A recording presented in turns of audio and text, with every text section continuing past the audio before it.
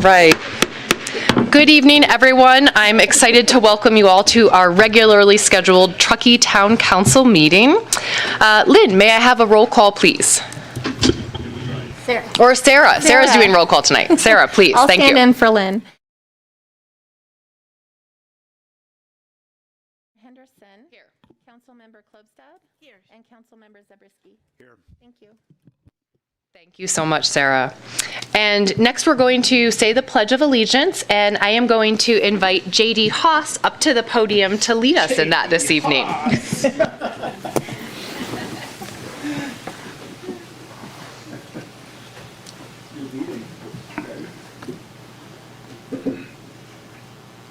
Please join me in the Pledge of Allegiance.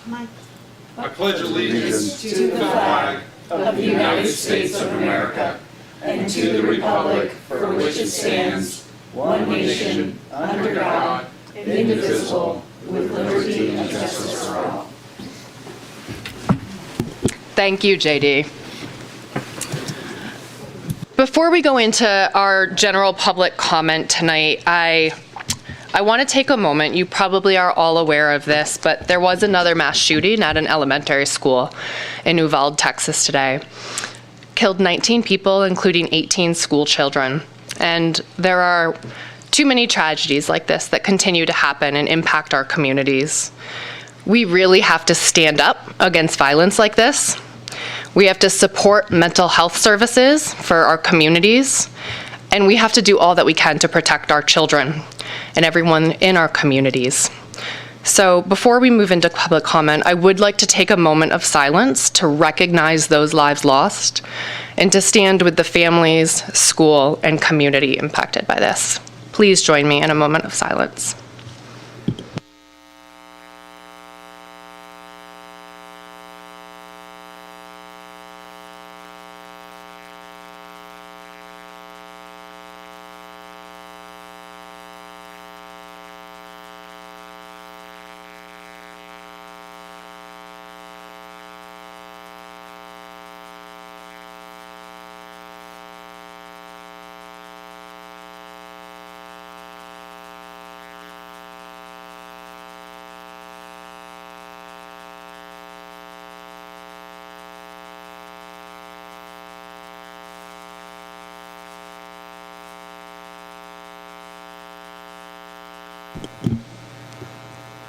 Thank you for joining me in that.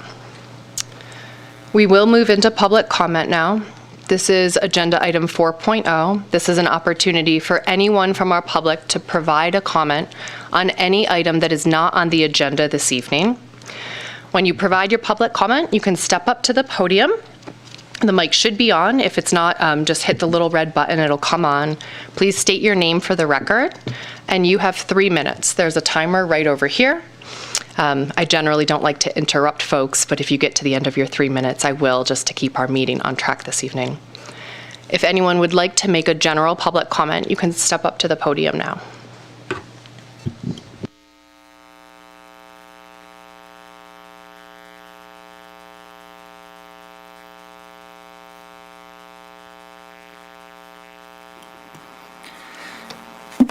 Good afternoon, Truckee Town Council and staff. My name is Barney Dewey, and I want to share some thoughts about keeping the power on in Truckee this summer. Because of potential wildfires, NV Energy, the power supplier to Truckee's TDPUD, may turn power off. The TDPUD management is planning on 14 days without power.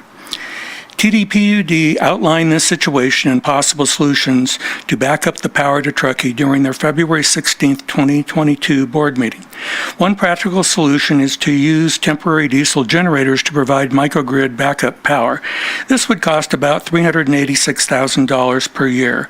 TDPUD's board rejected the solution in large part because their priority is in reducing greenhouse gases and their belief that the backup power is not their responsibility. I also believe in reducing greenhouse gases. It is critical to our future. So, it is concerning to me that the downside to the solution may be potential of added air pollution, noise pollution. I say potential because the pollution may not be what it first seems. Let's look at some mitigating factors to the microgrid generators. TDPUD, the largest user of electricity in Truckee, would not need to run their diesel generators at their water pump stations. The hospital, airport, sanitary district would not need to run their generators. The telephone company and cellular sites would not need to run generators. All of the various businesses and residential areas with generators would not need to run them. People will drive to Reno to get food and supplies, adding to air pollution. And nearly 50% of TDPUD's normal power comes from non-renewable sources. Taking all of these factors together, plus more, the running of microgrid generators for a few days per year may not noticeably increase the amount of CO2. There are serious consequences to extended power outages in Truckee that I don't have time to mention right now. So let me wrap this up with some suggested actions. First, we need some analysis. What is the real net pollution? What are the economic losses? What are the health and safety consequences? Second, TDPUD has indicated that they are looking to other agencies to lead in the backup power effort because they don't believe backup power is their responsibility. So I suggest to the town of Truckee that they should lead these analyses and work with TDPUD and other agencies to bring microgrid backup power to Truckee this summer. Thank you. Thank you for your public comment, Barney.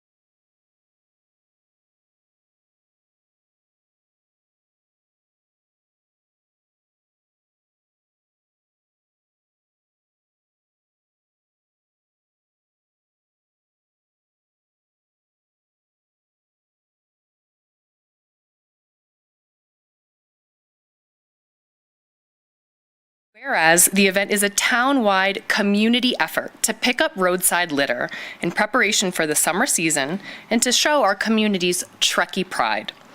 And whereas 20 neighborhood check-in stations have been created throughout town and citizens have signed up to champion these stations. And whereas efforts to recruit hundreds of volunteers to pick up trash have been successful and are still underway. And whereas Truckee Day is funded through generous contributions made by the community. And whereas a community block party and barbecue from the Truckee Optimists with music by local band Down the Rabbit Hole and a community expo are also planned for the afternoon of Truckee Day, Saturday, June 4th, 2022, commencing at the Regional Park at 12 noon. And whereas, to coincide with Tahoe Bike Month, Truckee Day volunteers are encouraged to ride their bikes to the check-in station and to the block party, as a free bike valet will be posted at the regional park. And whereas, participants in Truckee Day will be provided a Truckee Day t-shirt, free lunch, and personal satisfaction for taking part in this long-standing Truckee tradition to better our environment. Now, therefore, be it resolved by the Mayor of the Town of Truckee does hereby proclaim June 4th, 2022 as Truckee Day. Thank you. Thank you, Virginia. And here, a little. Oh, yeah.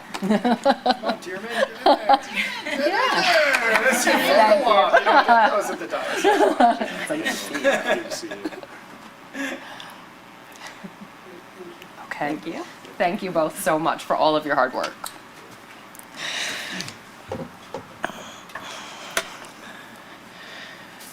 All right, moving on. We have agenda item 5.2, so another proclamation to prepare you all. We have 4 proclamations this evening, so you're hearing a lot from me. So this is our Truckee Day Hall of Fame proclamation. JD Haas, would you please join me at the podium?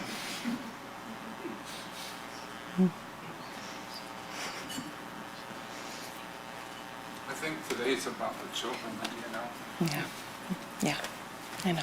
Okay.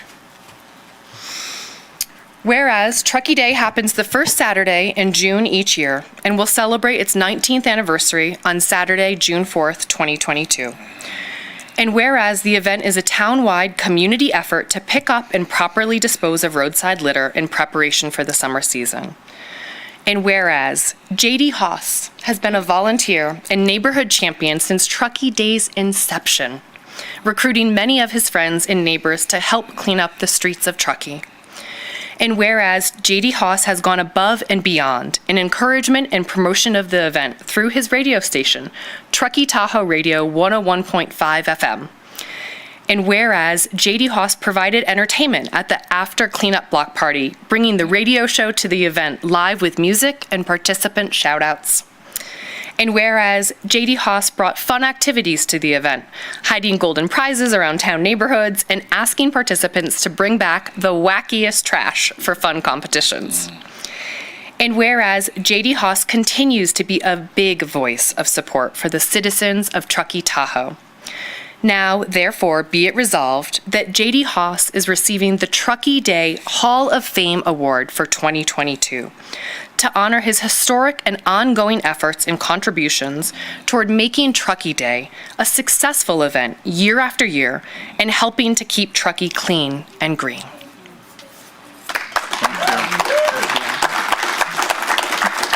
Lindsay was there. Thank you so much. I appreciate that. Would you like to say a few words, JD? Well, first of all, thank you to my wife who brought me down here. She said she was taking me to dinner. I did not know this was happening. And it's 19 years, and today I was sitting down in the studio inviting people to our new location for Truckee Day, writing a spot for people to come down, and I was trying to come together with the words for it today. You'll be hearing that on the radio. If not, you're already hearing some things. But I'm going to go back to 19 years ago. This is actually, it's interesting because I've been fired from the radio station twice and I quit once. And I was fired the first time on Truckee Day, the very first one, when Maya came to the radio station. And nobody was doing anything for Truckee Day that day. And I thought, what a great thing. And I went down, I opened the radio station up and started announcing. And the next morning I was fired after the first Truckee Day. And I was like, oh my gosh, really? So it's actually, Truckee Day has a long history, not just with that, but with the golden prizes. There are chicken lips in our shop. That was one of the prizes that the weirdest trash that people have brought back. It's just a great thing to show your civic pride in getting out there and cleaning it up. And my staff has made an error on the radio this week. They talked, these are my words, you know, the snow is melted and our sins have been revealed. But I want to make sure that people understand that those are the words of Tom Ballou.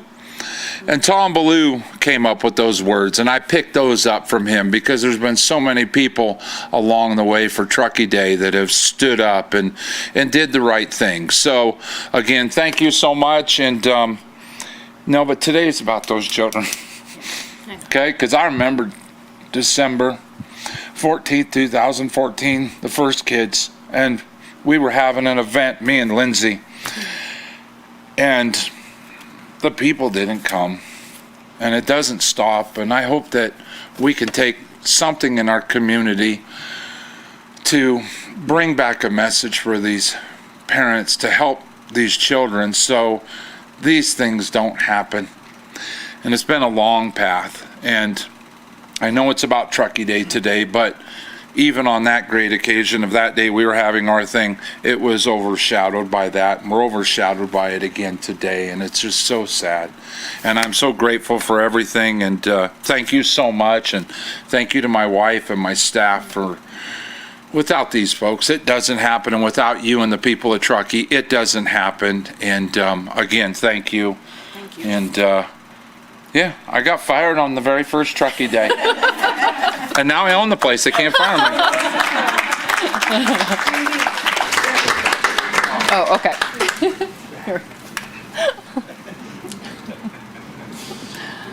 Thank you, Judy.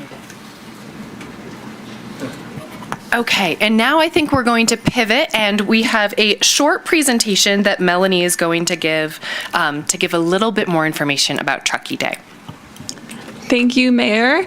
As has already been mentioned, Truckee Day is Saturday, June 4th. We're really excited to continue this 19th annual event. And this year we are returning the barbecue. We're really excited to get everyone together after 2 years off and celebrate with a free lunch for all volunteers, some live music, and Truckee Trails Foundation will be providing a bike valet for everyone to get out there on their bikes. We are just asking everyone to sign up online ahead of time. You can sign up at keeptruckeegreen.org. I have the link pulled up here, and just type in your address and it'll show you where your nearest check-in station is. And we are very excited for this next event. I also wanted to do a quick thank you to Virginia. Virginia, would you mind standing up again? A lot of people to thank. Truckee Day would not happen with a lot of people working behind the scenes. So the Truckee Day team would like to take the opportunity to thank our fearless coordinator, Virginia Donica. This year's Truckee Day will be the 19th annual event, and this long-standing community tradition wouldn't happen without the folks operating behind the scenes to make it all possible. Virginia has had a leading role in coordinating Truckee Day for over 5 years and has been involved in planning for much longer. Truckee Day planning starts many months prior to the event, when Virginia takes the lead on recruiting sponsors, coordinating champion participation and check-in stations, and ordering t-shirts and supplies. This year, there are more than 20 champions leading 20 different check-in stations. With so many parties involved, this coordinating is not an easy feat. After so many years involved in the event, Virginia knows the ins and outs like the back of her hand and is an expert in Truckee Day planning. The town would like to thank Virginia for volunteering her time and energy towards this special Truckee tradition. Truckee Day is a special opportunity to clean up our streets and gather our community to show our Truckee pride, and this event would not be possible without Virginia. Virginia has taken the helm the last few years and will slowly be transitioning away from her Truckee Day post over the next coming years as she transitions her time towards other endeavors. We appreciate everything you do for Truckee Day. Thank you, Virginia. These are for you.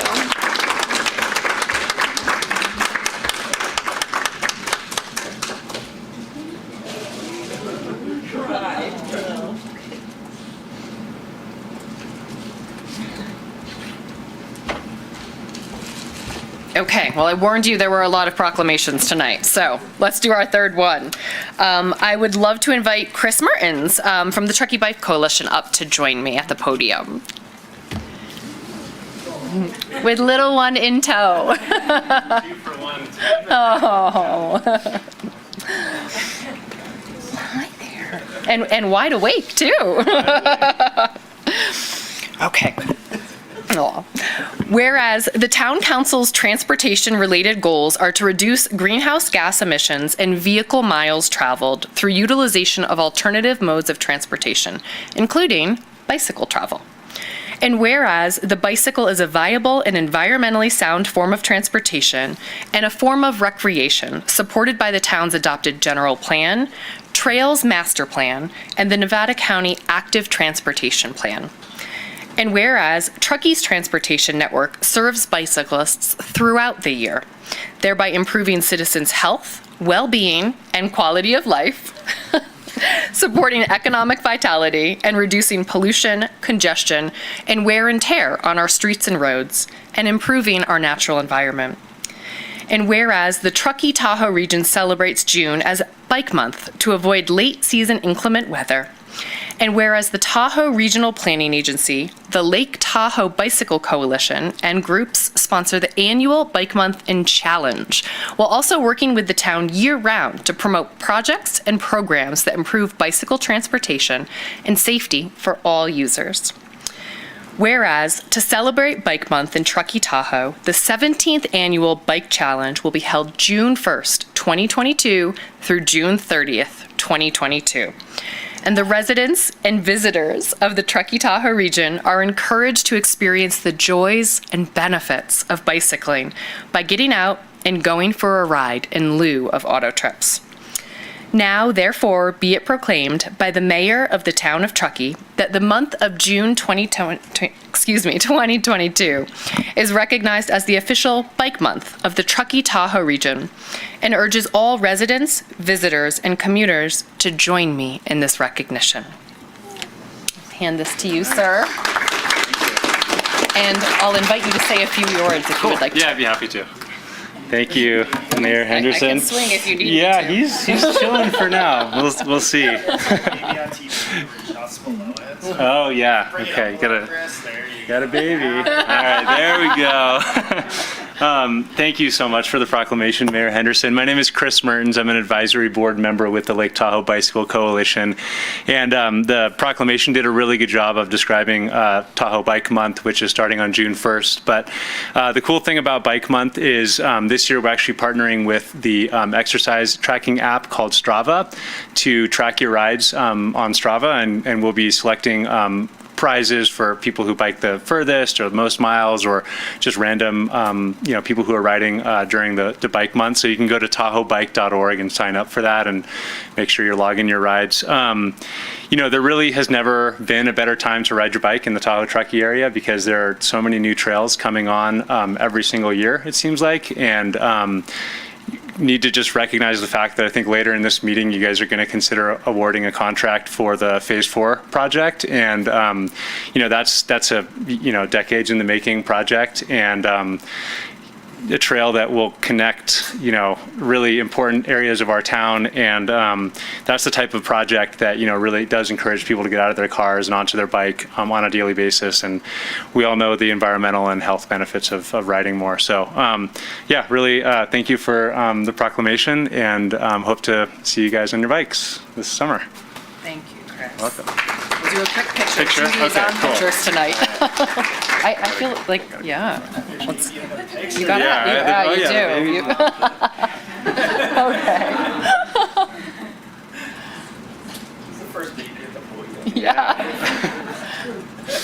All right. Awesome. Thank you so much for being here Do I tonight. hold on to this? You do? Okay.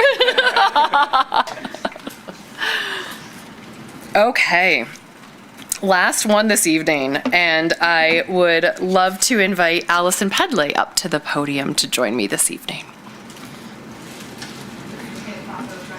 Well, I think that's appropriate. Do you need a glass of water? So far, so we're okay, but, okay.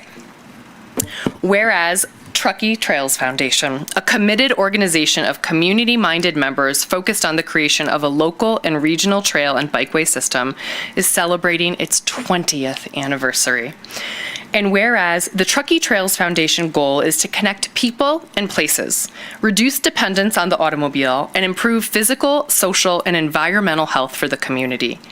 And whereas the Truckee Trails Foundation works closely with the town of Truckee, implementing the town's Trails and Bikeways Master Plan, initially approved in 2002 and updated in 2007, which identifies a network of trails and bikeways connecting the employment centers, businesses, and neighborhoods of Truckee. And whereas, through partnerships with people and organizations, public and private, the Truckee Trails Foundation has identified trail locations and alignments for connectivity of the overall comprehensive network. And whereas the Truckee Trails Foundation is the host of various trail building and maintenance events that involve a broad spectrum of the community and greatly improves the experience, utilization, and safety of the region's trail system. And whereas the Truckee Trails Foundation is a valuable resource and partner to the town of Truckee, assisting in the master plan update, providing thoughtful input and guidance on projects, and being an advocate for all things related human-powered transportation. And whereas the Truckee Trails Foundation recognizes that creating a connected community with safe earthen and paved trails usable by walkers, hikers, wheelchairs, skaters, and riders will improve the quality of life in our community, making it a desirable place to live, work, and visit. Now, therefore, be it proclaimed by the mayor of the town of Truckee, congratulations to the Truckee Trails Foundation for 20 years of advocacy and support for trails and bikeways, walking and hiking, and supporting the town of Truckee Trails and Bikeways Master Plan. Thank you both so much. And I'd invite you both to say a few words. Hi, I just want to say, it's no coincidence that the Trails and Bikeways Master Plan was issued in 2002, which is the same year that the Truckee Trails Foundation opened its doors. They go hand in hand.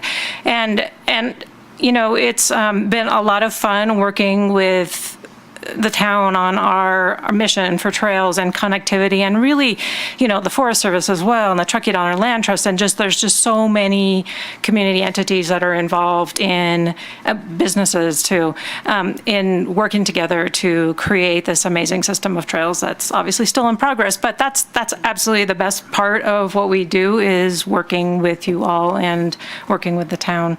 So, I'll go. Thanks. Truckee Trails means a lot to me. I was one of the founding 50. There was 50 people in town that I think back in those days we put up $1,500 each to help launch it, and look what's happened. It's been great, and I love the relationship that Truckee Trails has with town staff, town council, and everybody else in town. Like Allison mentioned, many other partners that we have. We're all kind of focused on the same goal, which is connectivity through bikes, through walking, basically, human-powered means. I had a person from a bike company up here a few years ago, and I started showing them all that Truckee had to offer. And I remember it kind of blew my mind. I went, wow, it wasn't that long ago we had nothing. We had zip, and we had nothing. So my point is that thanks for the relationship, the partnership, the support of the whole community. It goes very, very much noticed on my part, and Allison's and the whole board of Truckee Trails. So thank you very much. Thank you. Thank you, guys.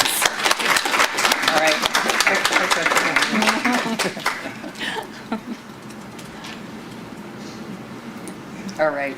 Thank you, Allison and Paco, so much. Okay. Now you get a break from hearing from me. We're going to move on to our next presentation. So item 5.5, Genevieve Evans is going to present on the Triennial Audit for Transit Performance.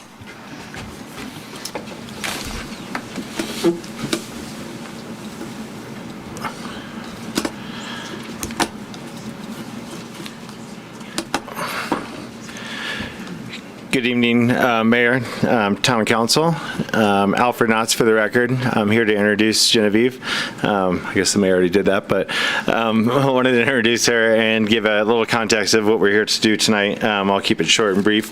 But this is a presentation on our Triennial Performance Audit. It is required under Public Utilities Code Section 99246, which states the performance audit shall evaluate the effectiveness, efficiency, and economy of the operation of the entity being audited and shall conducted in accordance with the efficiency, economy, and programs resulted portions of the governmental organizations, programs, activities, and functions. So to dumb that down a little bit, this is where we get the bulk of our transit funding from, and it comes through the state. It's collected through sales tax and diesel sales tax, and it is administered through the Nevada County Transportation Commission, passed through to us, and then this audit does evaluate the use of those funds, how they're applied to our transit system, and then how the transit system actually performs in terms of performance measures and farebox recovery ratios and things like that, and passengers per hour. And this is a look back from 2018 fiscal year to 21. So it's a triennial performance audit, and that is then adopted by the Nevada County Transportation Commission. So as a recipient, we are required to have this presentation, and it's just good business, obviously. And let me get the presentation up here. If there's anything I left out, Genevieve, feel free. Absolutely. How about that? Ooh, there we go. Okay, I'm sorry this is going to be a little bit more dry than the previous items on the agenda, but public transit is an important thing. Great, thanks. We have the presentation up. You can go to the first slide, please. So as Alfred mentioned, this is something that's required by the Transportation Development Act, which is the biggest source of transit funding in California, and it comes from our sales tax.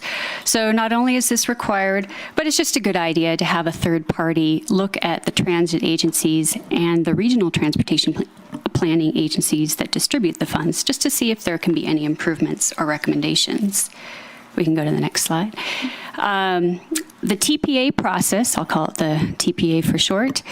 There's a guidebook that Caltrans put out in 2008, and that's a pretty cookie cutter process that we follow.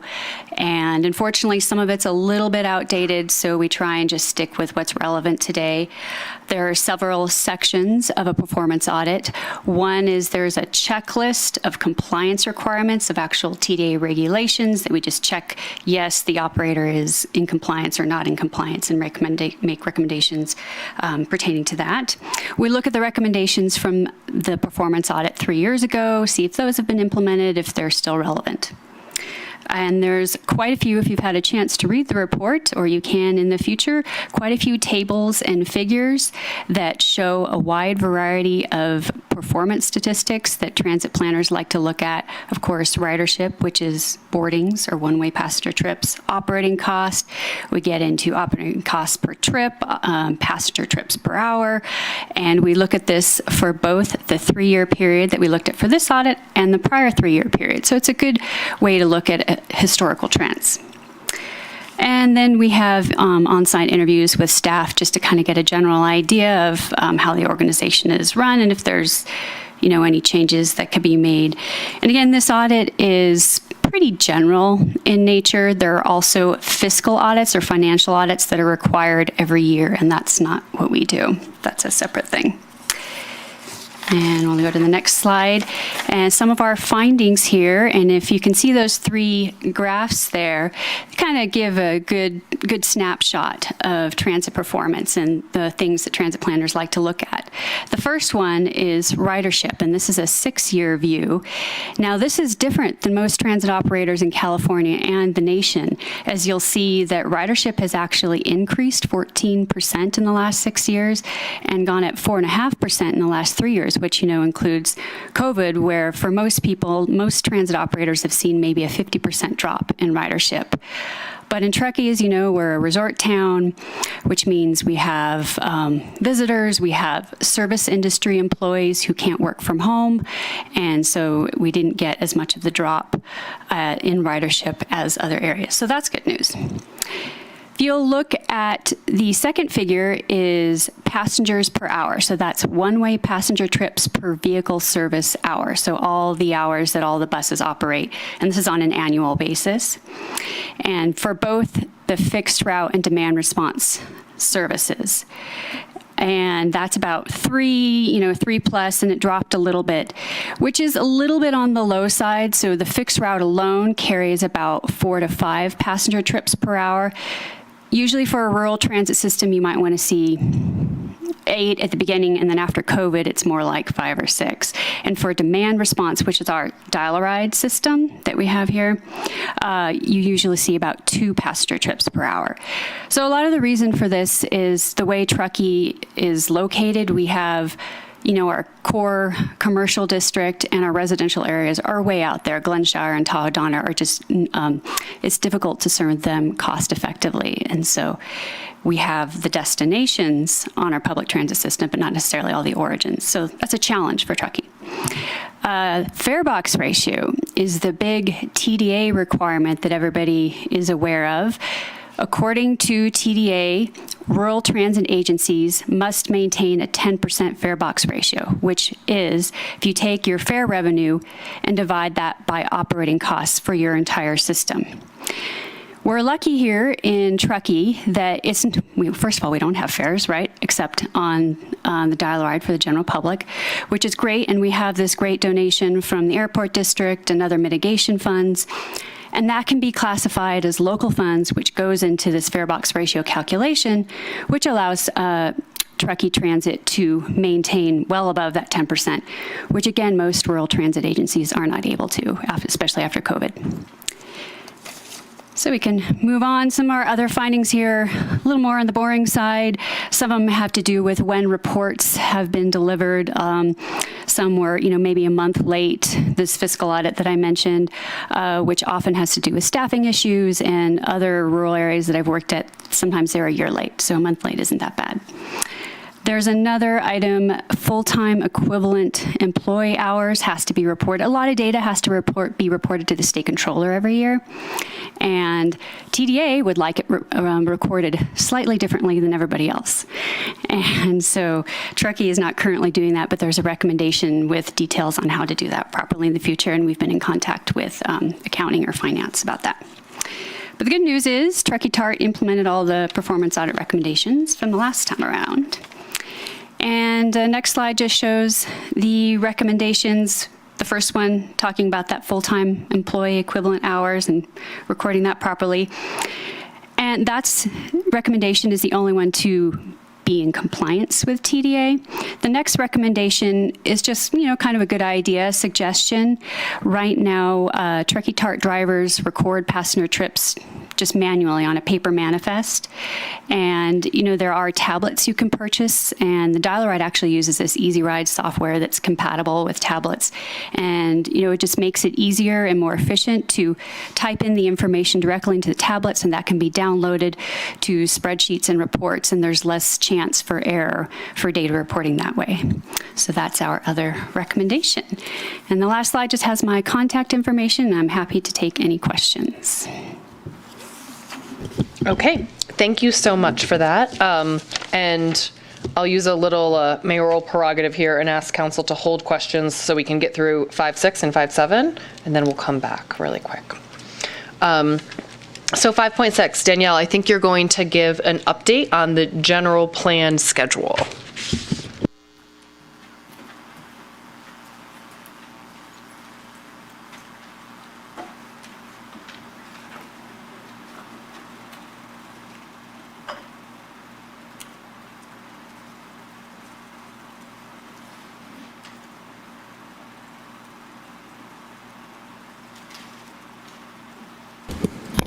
Hello.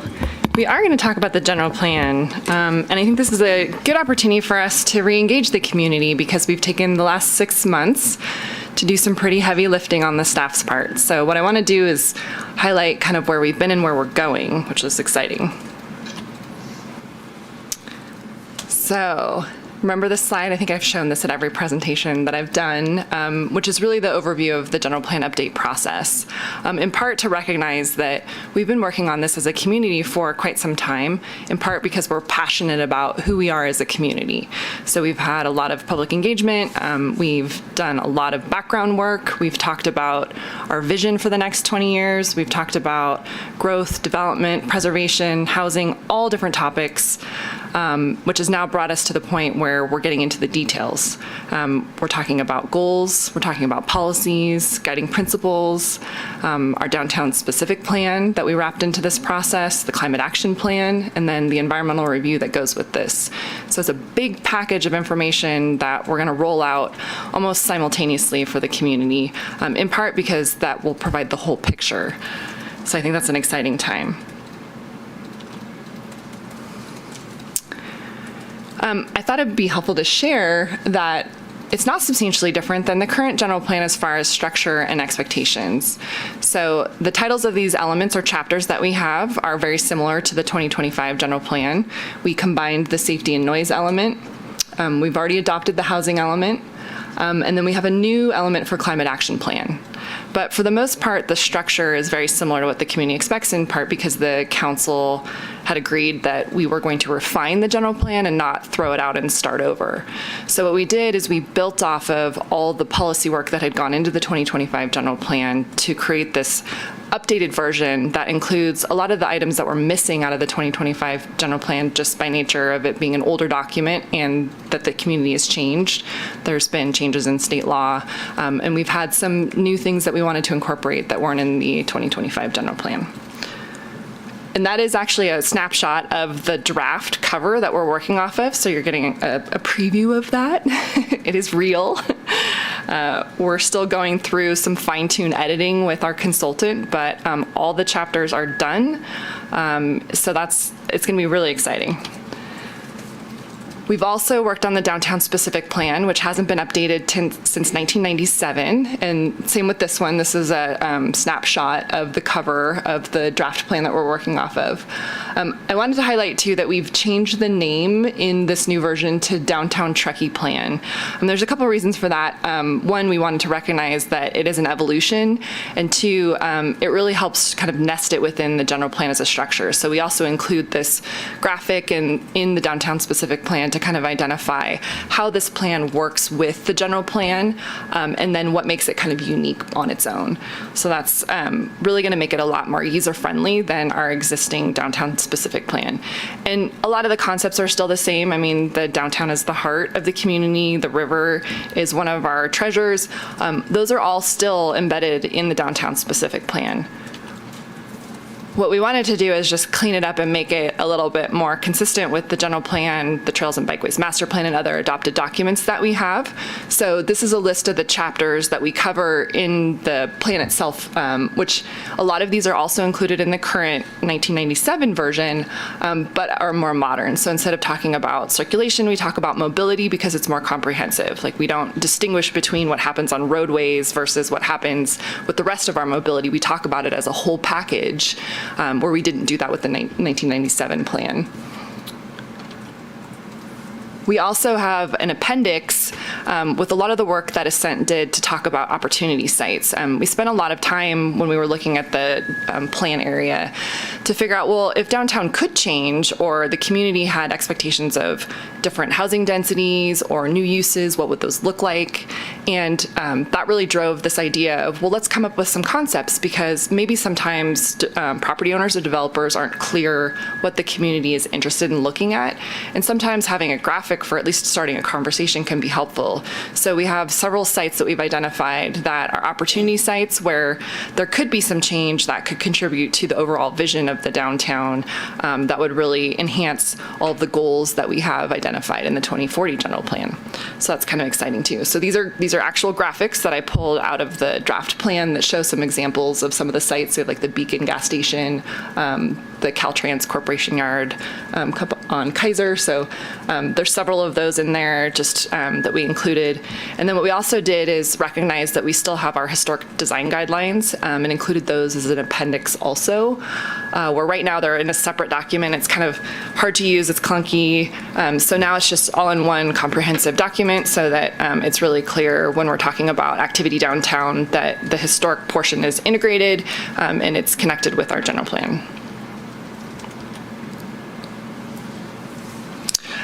We also have our environmental impact report that we're working on. We had hoped that we would have been able to release it concurrent with the draft elements, but it's going to take a little bit longer, in part because we really want to make sure we're looking at it with a critical eye, that we've identified all of the issues, that we've really addressed what GPAC talked about, what prior community input that we've had. So we're going to spend a little bit more time with that. It shouldn't affect our overall timeline as of right now, and there will will be a 45-day review period that we'll announce, but it's looking like we'll probably have that available closer towards the end of June. But we've scheduled everything to kind of give ourselves some time so that I think will work out in our benefit, that the community can kind of focus on the elements in the downtown specific plan first, have that information kind of in their head, and then we'll come in with the environmental document to kind of support the work that they've already looked at. And I apologize for these slides being very dry, not my usual style, but it was important, I think, to highlight that the summer is packed. We have packed June, July, and August with a lot of opportunities for public engagement, but also opportunities to kind of learn about the different elements, to understand what the differences are. That's going to be our focus, is to talk about what's in the 2025 general plan versus what's proposed with the 2040 plan. I think that makes it a little bit easier to grasp, and will help the community kind of understand what was missing and what's new, what we have as a benefit for the community that we don't have in the 2025 general plan. So we are on track to release the entire 2040 plan on June 3rd and the downtown Truckee plan, as we're calling it now, also on June 3rd. So we're going to post that to the 2040 website, and we'll make some hard copies of that too at the library. And then if there's other interest, we may have some limited kind of checkout copies, but we'll do that kind of on a case-by-case basis, in part to try and save paper, but we do want to make it as accessible as we can for community members.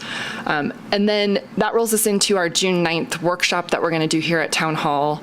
And at that workshop, we'll go through kind of the changes in different stations, and we're going to have that out front so that we're not sort of in an enclosed space.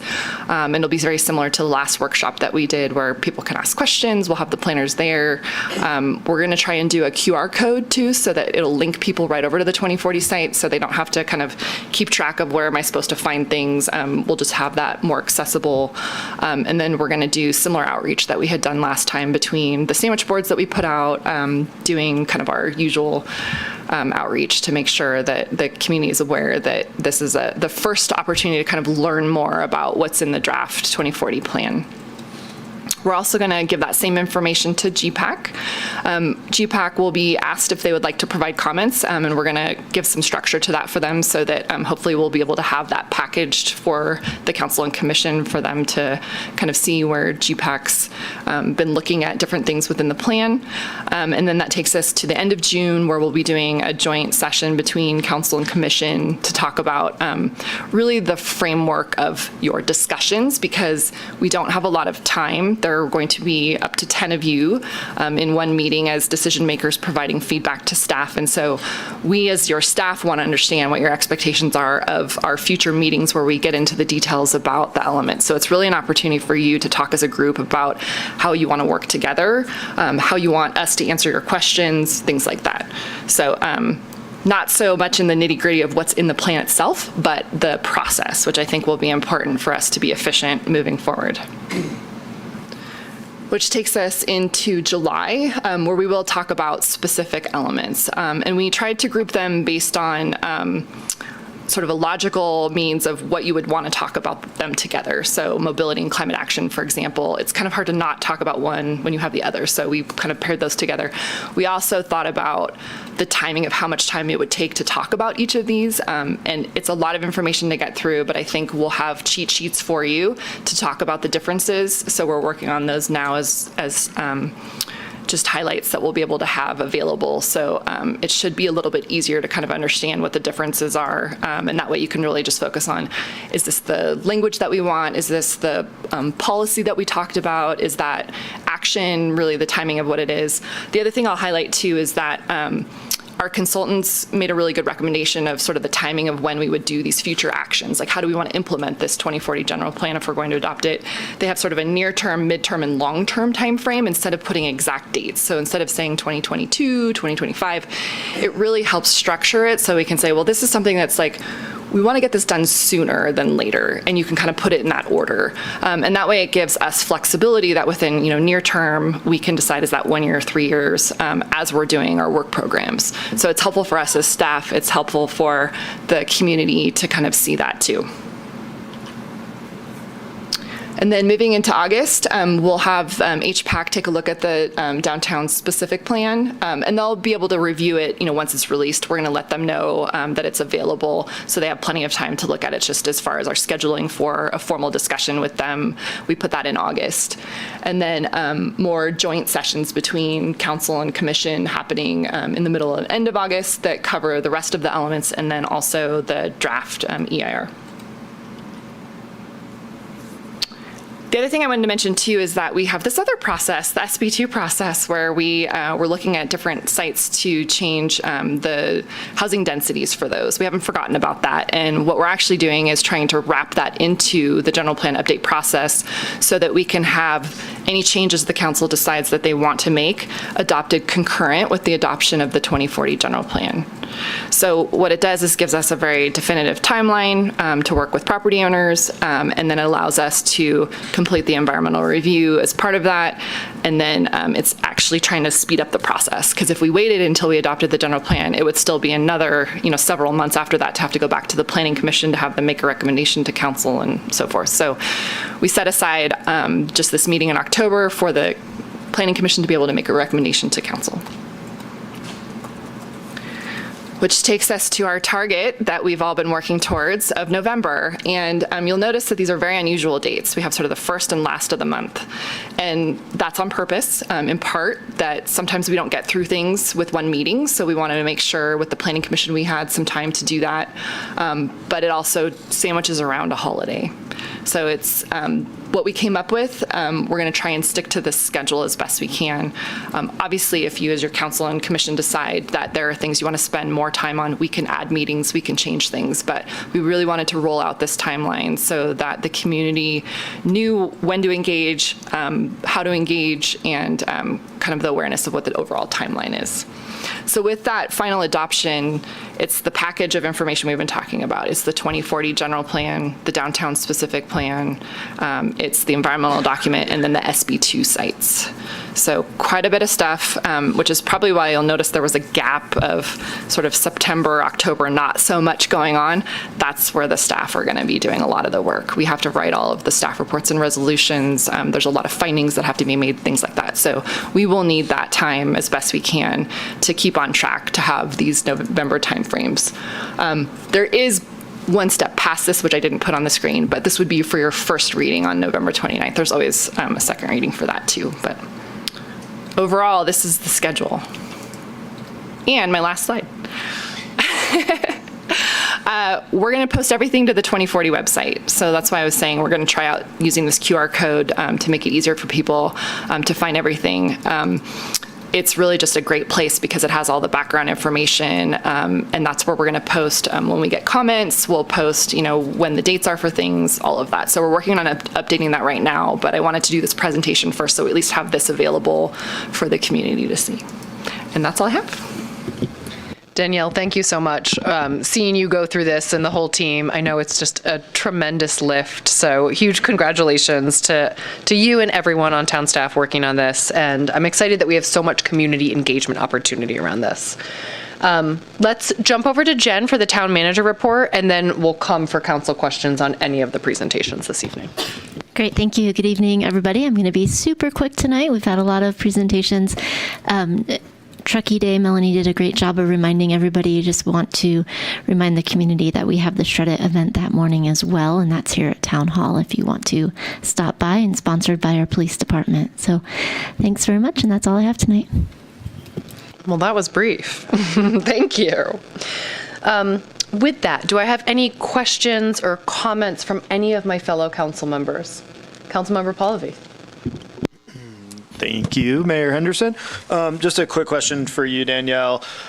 Maybe in that June meeting, so that sounds like it's going to be a combined council commission meeting, more so to go over the actual details of what we'll be going over later. Will you be providing us maybe with and the commission as well, obviously, with like a one-page or some sort of summary about, what's our purview, what's our role, what are we looking to make edits to, kind of, ahead of that, I think the more information you can provide so that we know exactly what you're looking from both bodies would be super helpful. So a little bit of a comment, Yes. Half question. Yeah, I mean, we will. I think it's helpful to outline that for you and provide suggestions of areas where we think we could get bogged down or not. Definitely. Vice Mayor Romack. Just wanted to make a quick comment. I know Chris and JD and Virginia left, but Paco, Allison, and David are still here. Thank you to all the incredible volunteers and community members. This just speaks to the strength of our community and how impressive we are all when we work together on initiatives and Bike Month and trails and Truckee Day. So just thank you all. Well said. Councilmember Klofstad. I'll ditto that. And just a quick question for you, Danielle. Council practices submitting questions ahead of time, and you provide written responses for us, which I find to be incredibly useful. Is that something that we can exercise during these combined meetings as well, so that because I don't believe the Planning Commission does that at this time, is that correct? They do, but not as formally. So they will meet with staff and go through questions. They don't oftentimes have them written out ahead of time, so we don't have a combined kind of list of questions that we're able to release. But that is a question for us to go through on that meeting on the 28th, because if everyone has 4 pages of questions for us, we're going to have to triage our time to be able to efficiently answer those. So that's, I think, one of the things we need to talk about as a group is, do we just want staff to try and answer as many as we can ahead of time? Do we want to limit how many we have? Do we want to have them be more topic-based? What does that process look like? So we're going to make some recommendations. We're working with Ascent on that. We've shifted some of their time from doing a public workshop with us to be able to answer your questions. So I think between having them as our resource, we should be able to get through questions. But that's sort of the protocol that we want to talk about as a group of, who do you send them to? When's the cutoff? Do we care how many? What's the staff turnaround time? All those questions. Great, thank you very much. Councilmember Zabriskie. Just a couple questions for Danielle. Danielle, will the update track the existing plan? Do you mean as far as like a track changes version of it? That would be wonderful, but I suspect that would be a lot of red. Does it track it in the sense of hitting the same topics in the same order? Somewhat. So I think we do have tracked versions. So I think that's something that if it's helpful, we might be able to kind of show you. I think what we're going to try and do is highlight, here's things that were completed and are no longer part of the plan. Here's what's new. If something moved, we would kind of try and track like where it moved from, if it moved out of mobility and went into the cap or whatever it is. We're trying to show sort of a progression of that, so that way it doesn't feel like things have been lost or misplaced or something like that. But so it'd be difficult for me to put the two plans down side by side. It would be, because they're just even the formatting of them is very different. So you will see, at least at the end of each of the policies or the goals, it'll say carried over from 2025 general plan or as modified, or it'll say new policy. So we're hoping that that will be helpful enough that you can kind of cue yourself like, oh, if that was in the 2025 general plan, it's a carryover or it's new.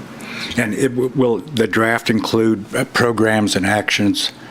Yeah, it has all of that. It has guiding principles, goals, policies, and then actions. Okay, thank you. Councilmember Klofstad, I believe you have one more question or comment? Yes, this actually might be for Jen. There are 5 Tuesdays in November of 2022, and I think that's probably a good thing. I'm assuming, and since those dates are the 1st and the 4th, I'm assuming we're still meeting on the second Tuesday. We'll have our regular council meeting on the 2nd. If we need to do a joint something with the Planning Commission, we could, depending on what our needs are at the time. We have had conversations about canceling the meeting the week of Thanksgiving, but we usually leave that up to see who's available for a meeting and what items we may need to get through. Okay, great. Thank you. And with that said, we're keeping all of our regular meetings, not just in November, but we're doing one council and one commission meeting in July, but then we're keeping our normal schedule regardless. Correct. We get to spend bonus time together.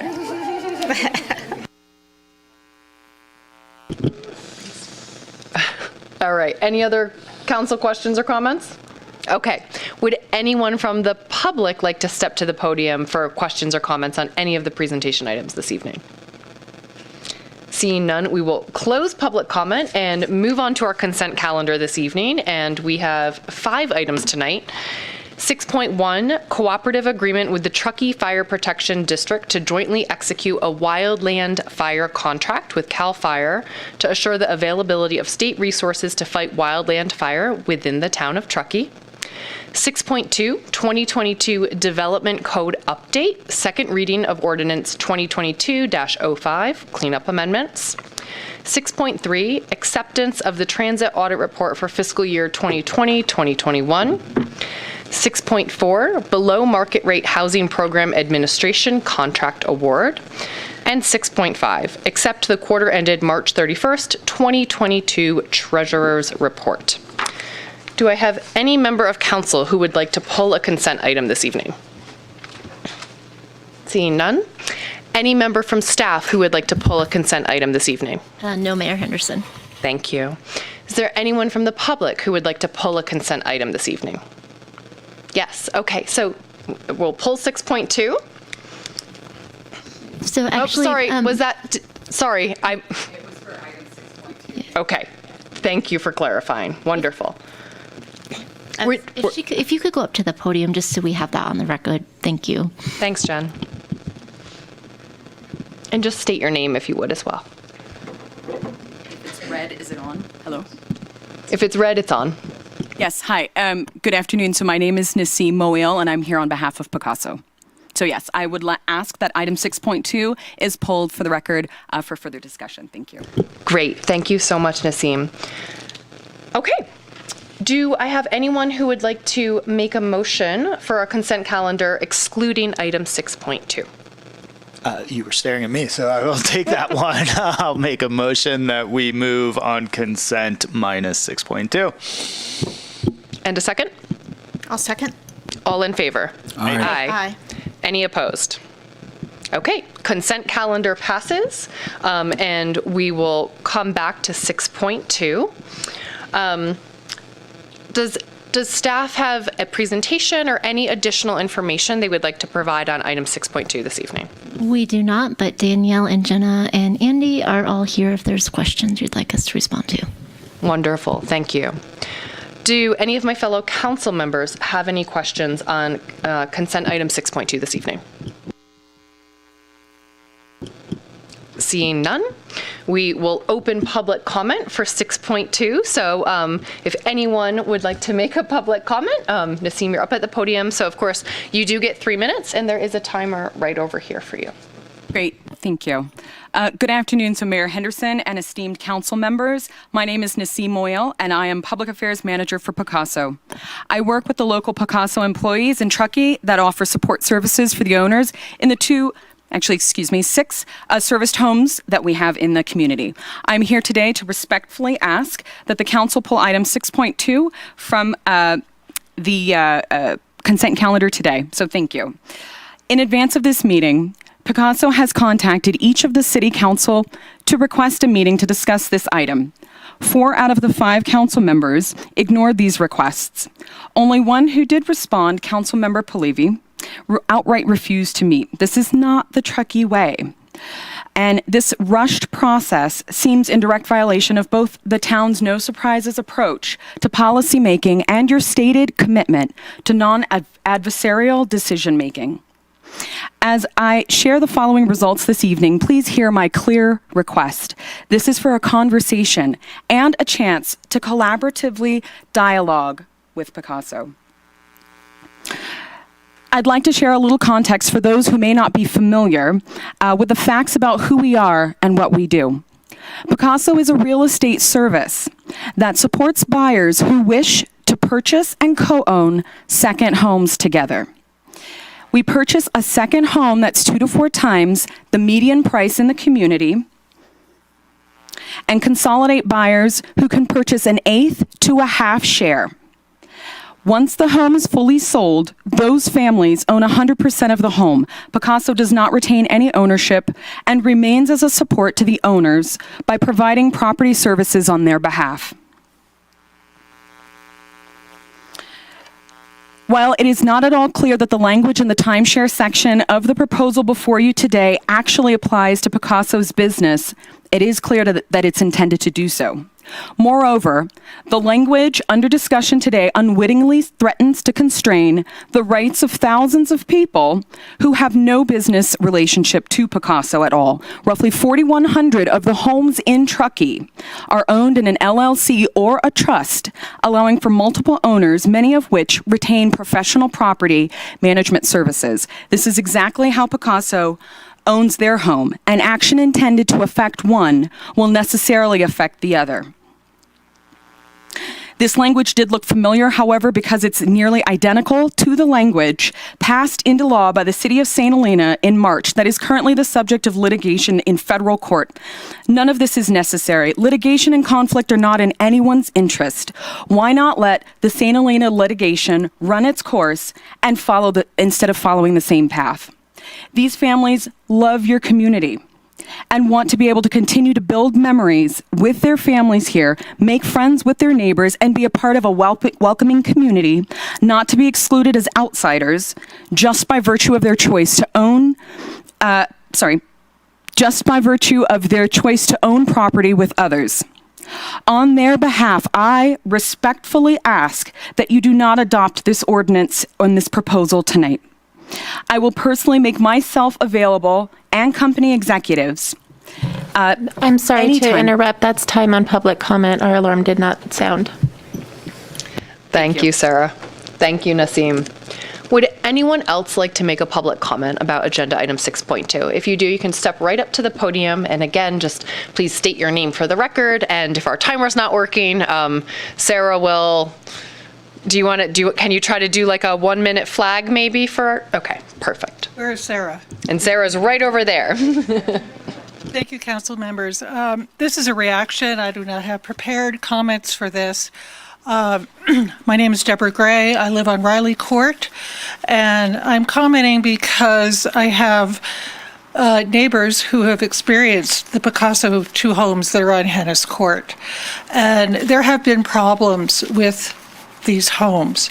And I want to say that I really appreciate that you have taken it upon yourself to try to protect our residents from this sort of LLC coming in and infiltrating into our residential areas. You are still allowing this to take place in commercial areas.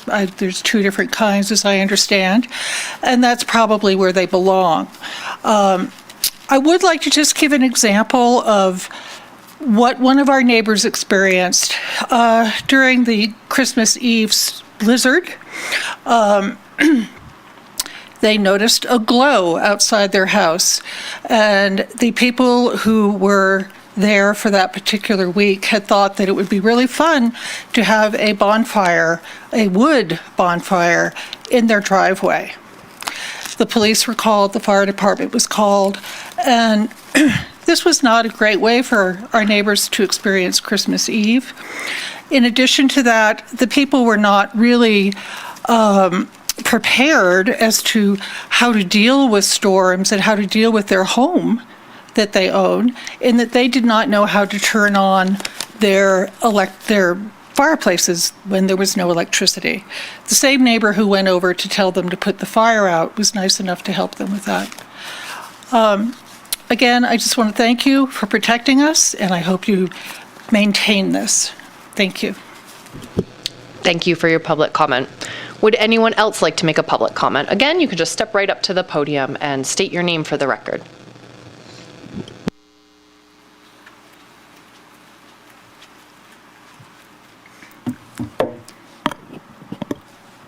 Hi, Hi, my name is Pam Janis, and I'm the Senior Director of Home Managers for Picasso. I live here locally in Truckee with my family, and we're part of the community. We attend the local school, participate in lots of different activities throughout the community, and we moved to Truckee for the same reason that many of Picasso owners have moved to Truckee. My role with Picasso is to ensure that our Picasso owners have enriching lives as homeowners in Truckee. And as a local, I like to share some of the wonderful things about our town with these Picasso owners who may be experiencing them for the first time, but hope to come back time and time again for many years to come as owners of their own home. My day-to-day operations allow me to support our owners as a property management service, one that guides them to enjoy the very best that Truckee has to offer, just like many other property managers here in town. Many of our owners are familiar with the amenities of the community with plenty of welcoming businesses that they can frequent with their children and their families. Our owners range from semi-retired to raising their little ones in second homes similar to our own upbringings. Careful planning and support is given to every step of the way to ensure an authentic Truckee experience. We are a resource and an ambassador for them in the community, and we would love to continue offering Picasso owners a chance to enjoy the life that me and my family do, making memories with their families and loved ones here in Truckee. Truckee is a haven for those who love active lifestyles, but also for those who need a quiet retreat from their demanding jobs. Our owners are all very committed to being respectful and engaging to their neighbors and local business owners. They call Truckee home, as I do, and my family does. And I respectfully ask that you meet us and learn more about the meaningful opportunities before you. Thank you so much. Thank you for your public comment. Would anyone else like to step to the podium for a public comment?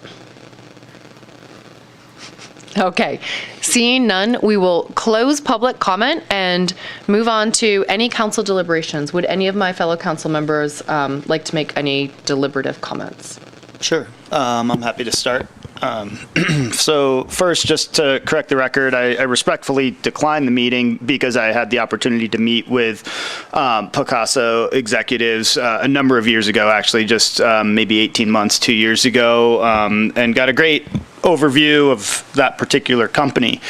As it relates to the ordinance in front of us, item 6.2, development code amendments, these are never taken lightly and they are always done in the Truckee way. So I just want to remind everybody there was a planning commission meeting over 2 months ago about this very agenda item in addition to our meeting that we held 2 weeks ago where this was also on the agenda. So nothing has been rushed and has all been very openly and transparently deliberated.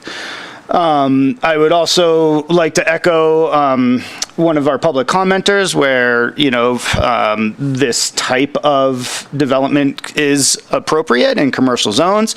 That is perfectly acceptable. And the amendments in front of us tonight are, at least in our opinion, cleanup amendments in order to work more effectively with some of the other ordinances that we've put in place, along with some of the additional confusing or sometimes contradictory development code that we establish over time. So with that, I still support the amendment as it's stated in front of us and would urge us to continue down the path that we have already begun. Thank you. Thank you, Councilmember Pallavi. Vice Mayor Romack, would you like to make a comment? No further comments. I think Councilmember Pallavi shared a lot of my similar thoughts, so thank you. Okay, and on this side of the dais, would anyone like to make a comment? I feel very consistent with Councilmember Pallavi's statements. Since our last meeting, I've had more time to study the language, and while the 3 public comments all focused on Picasso, I don't see Picasso being referenced directly or indirectly in the statute. The way I read this ordinance, it's addressing timeshares as commercial uses in residential areas. And in that context, we have ordinances which govern commercial uses, and this one addresses timeshares in residential. Okay. Mayor well- Henderson, can I say just one tiny quick other item? Sure, go if ahead. you're done. I just wanted to also echo, because I feel like I'm sort of the messenger of this all the time. All people in our community are always welcome. All visitors are welcome. We do have some standards that we ask that you live by. Don't throw trash on our roads, pick up your dog poop, really easy stuff like that we hope everybody, can really work within. But I do want to just reiterate that all residents, however often you live here, however often you visit here, anybody truly is welcome in Truckee, and we will always uphold that standard. So just wanted to make sure we got that out yet again. Thank you, Councilmember Pallavi. I think you summed it up well with both of your deliberations this evening, so thank you for that. And I feel like we're at the place where I would take a motion if someone would like to make a motion. Continuing right along, I will make a motion that we approve item 6.2. Second. All in favor? Aye. Aye. Any opposed? None. 6.2 passes unanimously. With that, we are going to move on to our first discussion item for the evening, 7.1, the Truckee River Legacy Trail Phase 4A C0702 Contract Award. And of course, we've seen this one a couple of times now, had an opportunity to ask a lot of questions on it. Hopefully, we all have a greater degree of comfort. But with that, we will start with our staff presentation as always, and then move into council questions. Yes, good evening, Mayor and council members. Thanks. So again, we have the Truckee River Legacy Trail Phase 4 bid award up for discussion tonight. I'll try to breeze through some of these slides because you have seen them a few times in the last few weeks. The project description, I think we've covered this already, that we have a trailhead parking lot, Class 1 trail, 3 bridges, a road extension of South River Street, a water line, and some restoration areas on this site.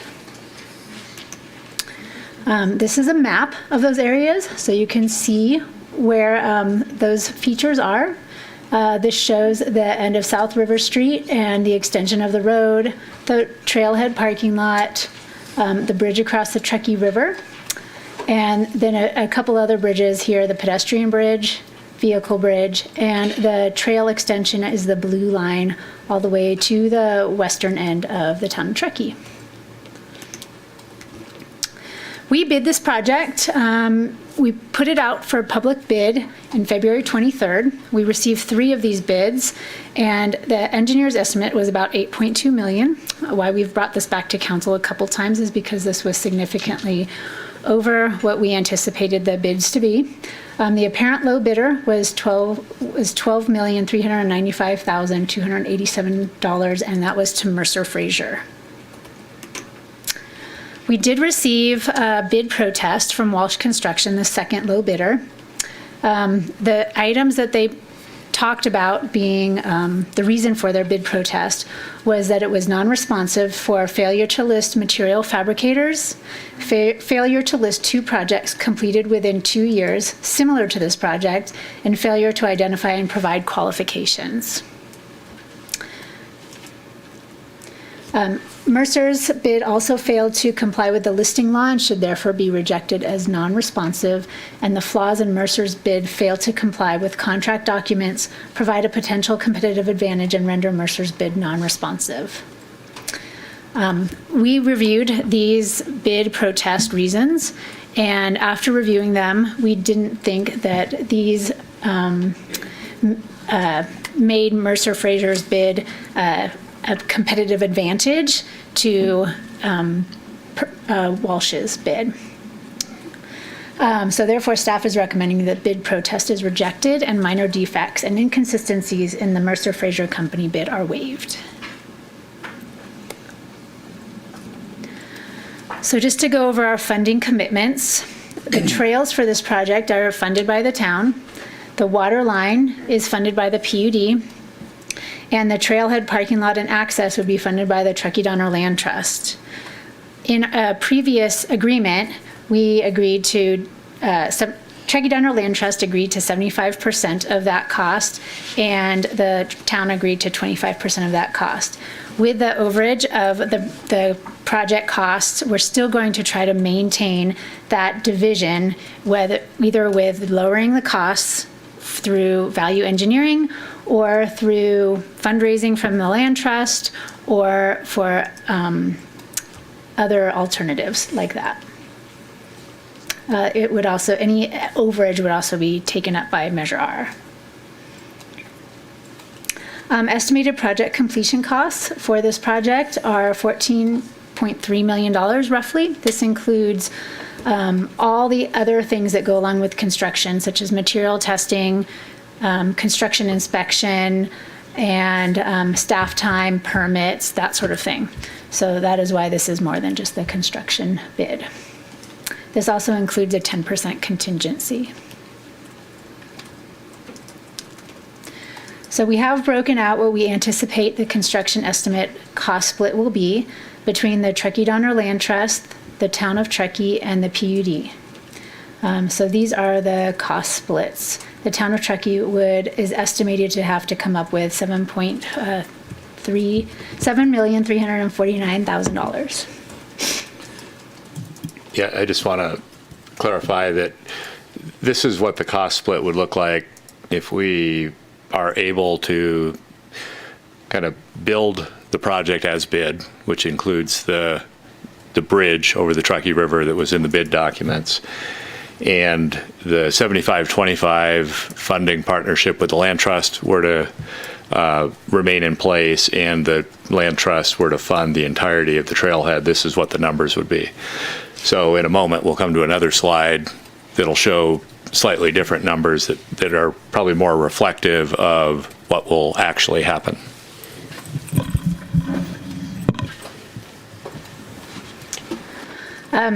Thanks, Dan. So this is the proposed budget amendment for the project.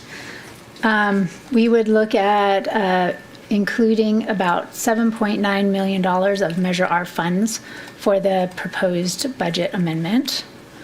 And note that this is a $1.5 million here in this area that could potentially go to Measure R if we do not completely fund this entire project, or we do not reduce the costs to that amount by putting in a new bridge. Yeah, and I wanted to just, there's a lot of numbers here and a couple of important ones.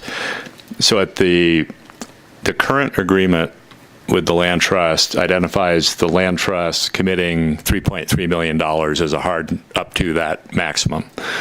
The draft agreement in your package that the Land Trust is in agreement with would add another $1.65 million of hard commitment from the Land Trust. So the Land Trust hard commitment is going from $3.3 million to $4.95 million. And they're saying that they can get us that money, within the next 2 months. The soft commitment, the $1.5 million number, so that represents the number if the 75-25 cost share were held, that represents the additional cash that the Land Trust would be responsible for. The Land Trust is not able to commit affirmatively to coming up with that amount of cash. So that $1.5 million could take the form of additional cash from the Land Trust, could take the form of additional Measure R dollars, or it could take the form of cost reduction to the project that we've talked about through a redesigned bridge. And the details of how that $1.5 million number gets covered, we'll be working on over the next couple of months. We'll be working with the contractor on a reduced bridge cost. The Land Trust is continuing to pursue other funding options. So that's the soft number that's in here. And there's 2 or 3 ways that we can crack that number. And we may end up cracking it with a combination of all 3 of those things, depending on how things work out.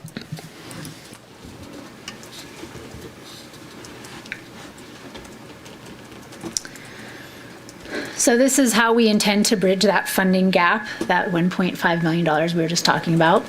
The Land Trust has committed to deposit the $3.3 million with the town within 10 days of the bid award, and deposit the additional amount, $1.65 million, by July 1st. and then continue to fundraise for that difference. And hopefully at the same time they're continuing to fundraise, we're looking at alternatives for the bridge, and somehow we meet in the middle is the plan. We still plan to have that kind of 75-25 split between the two of us. So I have some examples of bridges that we have put around town, and this is what an alternative bridge may look like for this area. Trout Creek Trail Bridge or the Martis Creek Bridge. These are both pre-manufactured bridges. Also in this agenda item for tonight, we have a NV5 task order. They would be performing the materials testing and special inspection for this project, and their contract or task order would not exceed $114,000. We are also still working on permitting. We're waiting for California Fish and Wildlife, U.S. Army Corps and Lahontan Regional Water Board permits. We do expect the California Fish and Wildlife and the Lahontan permit within the next 2 weeks. The Army Corps might take a little longer, that they are limited to where they are have jurisdiction on this site. And therefore, our recommended action are to authorize the town manager to award and execute the Truckee River Legacy Trail Phase 4 contract to Mercer Fraser Company in the amount of $12,395,287 and authorize a contingency amount of $1,239,528. Reject Walsh Construction Company bid protest and waive minor defects and inconsistencies in the Mercer Fraser Company bid. Authorize staff to explore alternative bridge designs for this Truckee Springs Bridge. Authorize town manager to execute an amendment to the Truckee Springs cost share agreement with the Truckee Donner Land Trust as outlined in the staff report. Authorize the town manager to execute a task order for NV5 for material inspection and testing in the amount of $114,030.98 and amend the budget for CO702 as outlined in the fiscal impact section of the staff report. And then did you have any questions for me?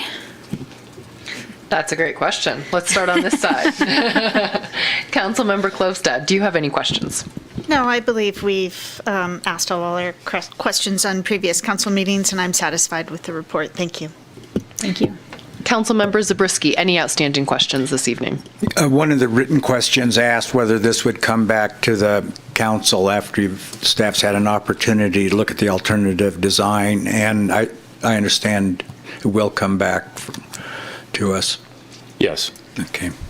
And then you showed in one of the slides the type of alternative you're looking at is either like the Martis Creek Bridge or the Trout Creek Bridge.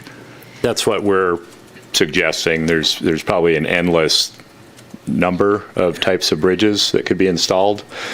That particular style tends to be fairly cost effective, and from an aesthetic standpoint seems to have been accepted by the community and other parts of our trail network. So that's why we're suggesting that would be an appropriate type of bridge to look at. If our goal is to reduce bridge costs to the maximum extent possible, I believe that type of bridge would accomplish that. Okay. I saw one comment letter come in from Jan Holland for the Truckee River Legacy Foundation. Are you aware of any other comment letters that came in on this item? Not on tonight's agenda. Right. Okay, thank you. Thank you. Over to this side of the dais. No questions. Okay. Let's open it up for public comment. Would anyone like to step to the podium to make a comment on this agenda item this evening? You may do so now.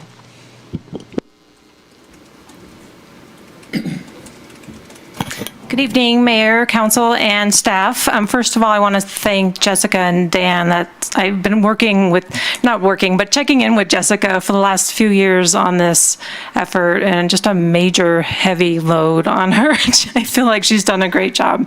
And we are so excited to finally be where we are. I got to say, when the town finished the Legacy Trail to Glenshire, was that 5-6 years ago, and I told my daughter, she loves the trail, and she wanted to know when it was going to get to Donner Lake. And I said, before you graduate, we'll get it to Donner Lake. She is a rising senior, so pressure's on.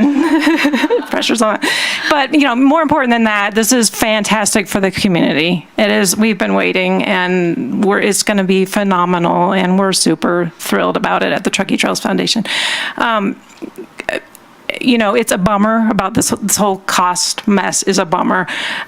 Really happy that the town is getting creative, and our goal is to put as little of a burden on the taxpayers as possible and as little of a burden on the land trust as possible. John's Fund's working really hard to get that money. But what this is telling me is again, another community effort to make a phenomenal thing happen for our town. And then moving forward, we know we don't get to tell the town how to spend Measure R dollars or hopefully Measure U dollars, but we do have the pulse of the trails community. We talk to trail users every single day, and we know that they've really, obviously we want to get the Legacy Trail done, but there's so much more connectivity we want to see that, okay, let's use Measure R if we need to for this bridge, but we're really hoping that in the future we can focus on connectivity and trails where that was really kind of the intention of the voters. All right, thank you. Thank you, Allison, for your public comment. Would anyone else like to step up to the podium to make a comment?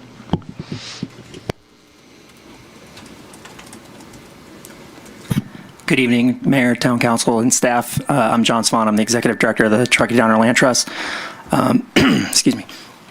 I just wanted to kind of echo a lot of what Allison said about thanking staff for your hard work on it and thanking the council for sticking with this project. And it's pretty neat to be talking about it on a night where we're talking about alternative transportation and trails so much.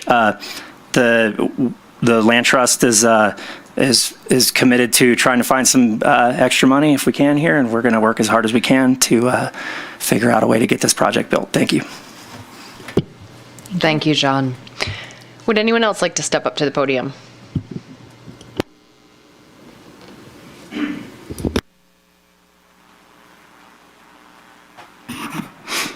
I'm Paco Lindsay, Mayor, Town Council, Town Staff.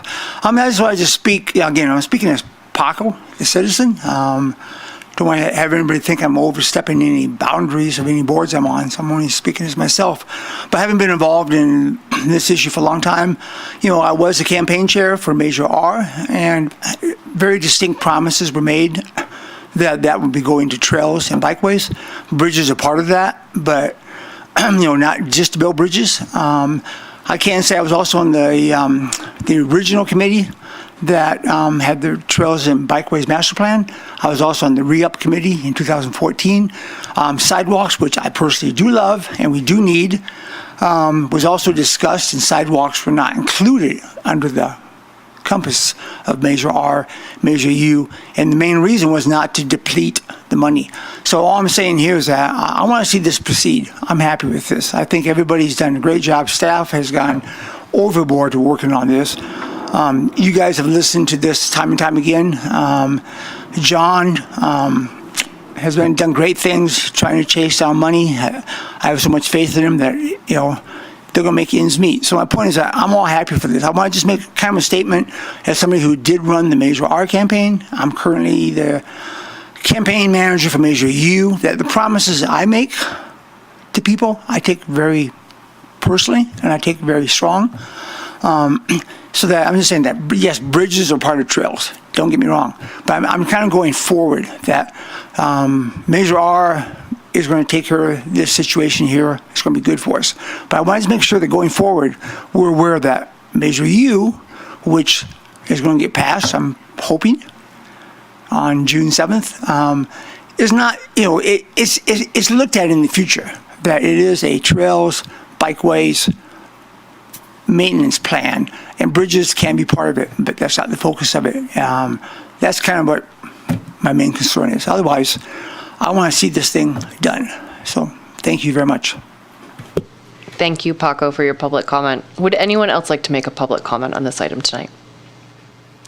Seeing none, we will close public comment and move into council deliberation, and I will turn back to this side of the dais. Councilmember Klövstad, would you kick us off, please?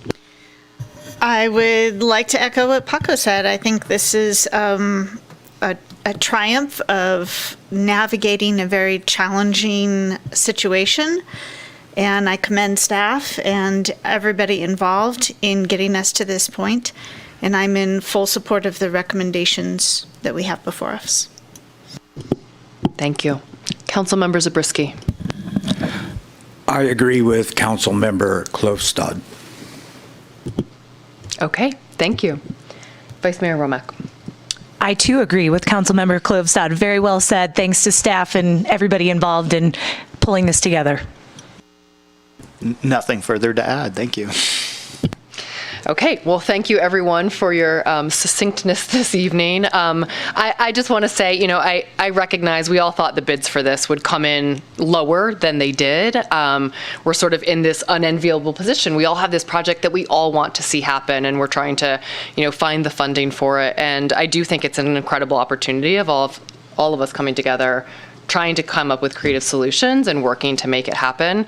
And I also wanted to state that I do really appreciate the Trails Foundation's perspective around the use of Measure R and in the future Measure U funds and being really good stewards of those dollars. So I very much appreciate that. And I'm also very appreciative of all the work the Land Trust is doing to maintain those funding commitments as well. So with that, I feel like we're in a place where we can move right to a motion.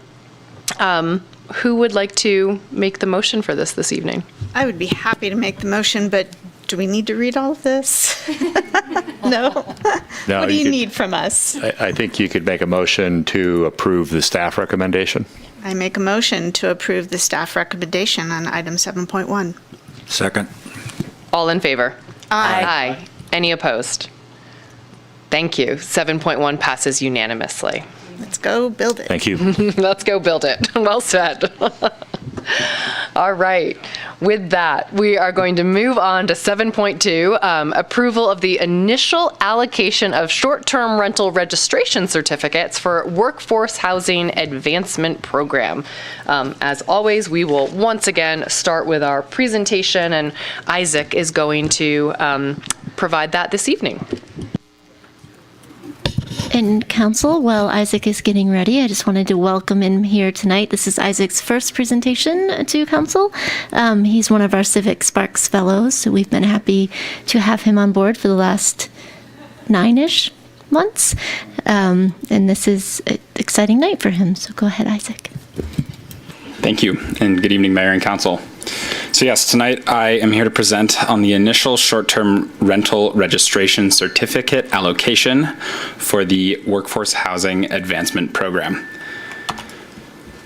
So, as I'm sure you remember, on April 12th, 2022, Council adopted Ordinance 2022-02, putting in place new short-term rental regulations, including a townwide cap of 1,255 transient occupancy registration certificates, and also established a waitlist process for when that cap has been reached for homeowners who also wish to procure a transient occupancy registration certificate, but after that cap has been reached. Additionally, out of the short-term rental program study and recommendation process, the idea for the Workforce Housing Advancement Program was brought to Council, and Council directed staff to further develop this program and return with more concrete details. So, as a reminder of what the Workforce Housing Advancement Program is, the goal is to incentivize the private sector to contribute to workforce housing solutions. So how will this be done? To incentivize that behavior, the town will offer tokens redeemable on a one-to-one basis for registration certificates to those who participate in the program by creating deed-restricted workforce housing. Token holders will be able to redeem their tokens for registration certificates available exclusively in the Workforce Housing Advancement Program's set-aside pool, and they will not have to go through the waitlist process that other homeowners would. The short-term rentals generated as a result of this program would still be subject to all of the same operating standards as other short-term rentals, including annual registration, nuisance mitigation measures, and the remittance of transient occupancy tax. So today, staff is here to discuss an initial allocation of transient occupancy registration certificates to the set-aside workforce housing advancement pool. Ordinance 2022-02 established that Town Council may authorize a certain number of registration certificates be withheld from the regular certificate pool. The regular pool is capped at 1,255 overall certificates. Ordinance 2022-02 also gives Council the ability to authorize the issuance of registration certificates to the Workforce Housing Advancement Program pool, such that 1,255 registration certificates, or the cap, be exceeded. The renewal deadline for 2021 certificates was May 15th, 2022. As of today, May 24th, 1,164 renewals have been completed, leaving 91 unregistered certificates under that 1,255 certificate cap. The reason for the discrepancy between today's number of renewed certificates and the number that was in the staff report is that between the submittal, between the time of the submittal of the staff report last week and today, a few registrations have gone inactive, homeowners have sold their homes, and a few paper registrations were received in the mail that were postmarked prior to May 15th. So staff's recommendation for an initial pool allocation is that the 91 registration certificates be split, 46 going back into the regular pool to be issued to those on the wait list, and the other 45 be used to populate the workforce housing advancement pool. The reason behind this, from staff's point of view, is that 45 is a starting point to get the program going and garner participatory interest. This is what represents a balanced approach by splitting the remaining certificates just about 50-50 between this new program and homeowners on the wait list. This recommendation is an art, not a science, and ultimately it's up to Council's discretion. Going forward, the Workforce Housing Advancement Program, we will bring it back to you this summer with program guidelines that will include a valuation framework. The valuation framework will be used and will represent will be used to help evaluate applications and understand the comparative value of workforce housing units and short-term rental registration certificates to understand what these applications are worth that are coming to us. And in the short-term rental program on June 13th, that date, June 13th, 2022, that date has been earmarked for the remaining registration certificates to be released to the wait list, to homeowners on the wait list. So finally, tonight's recommendation is allocate 45 transient rental registration certificates to the Workforce Housing Advancement Pool. Thank you. Isaac, great presentation. I can't actually believe it's your first because I feel like you've been working on so many things. So congratulations on that. Thank you. We're going to move into questions, and I just want to kind of set a little bit of stage for this. I feel like there are a lot of questions that we could have on this, and we're really here tonight to vote on our policy decision to actually allocate these certificates for the program and determine the number of certificates within it. And all of that is while recognizing that the details of this specific program haven't yet been developed. That will be coming back to council, as you said, Isaac. And so I'd respectfully ask that we steer away from questions related to specific program framework and guidelines, because we're going to get into that this summer. So with that, let's kick off into questions. I will start on this side of the dais this time. Any questions? I do not. I feel like a lot were answered in advance. Some may come up as we start talking, because I'm definitely interested to hear from my fellow council members. Thanks. My only quick question is the whatever number we agree to that will be then made available to the wait list.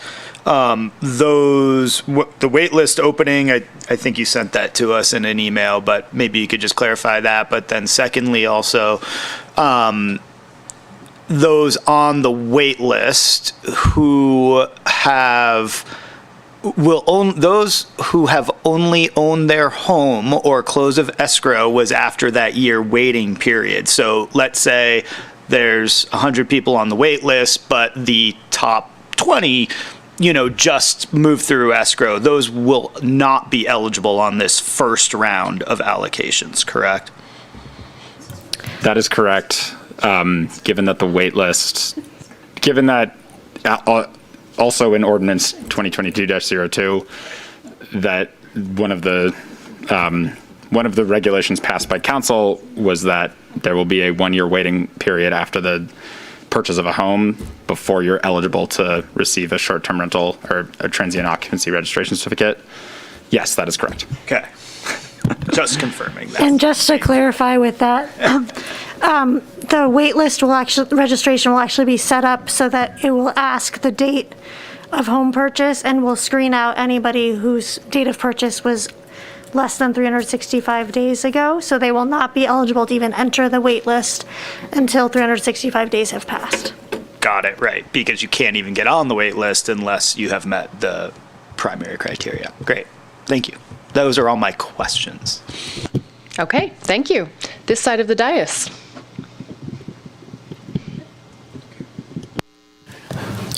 Isaac, sitting here today, what kind of deed restriction is being contemplated? That is locals only, or income restriction, or what? That is still being discussed as the program's developed. We don't have an answer for you tonight on that. And then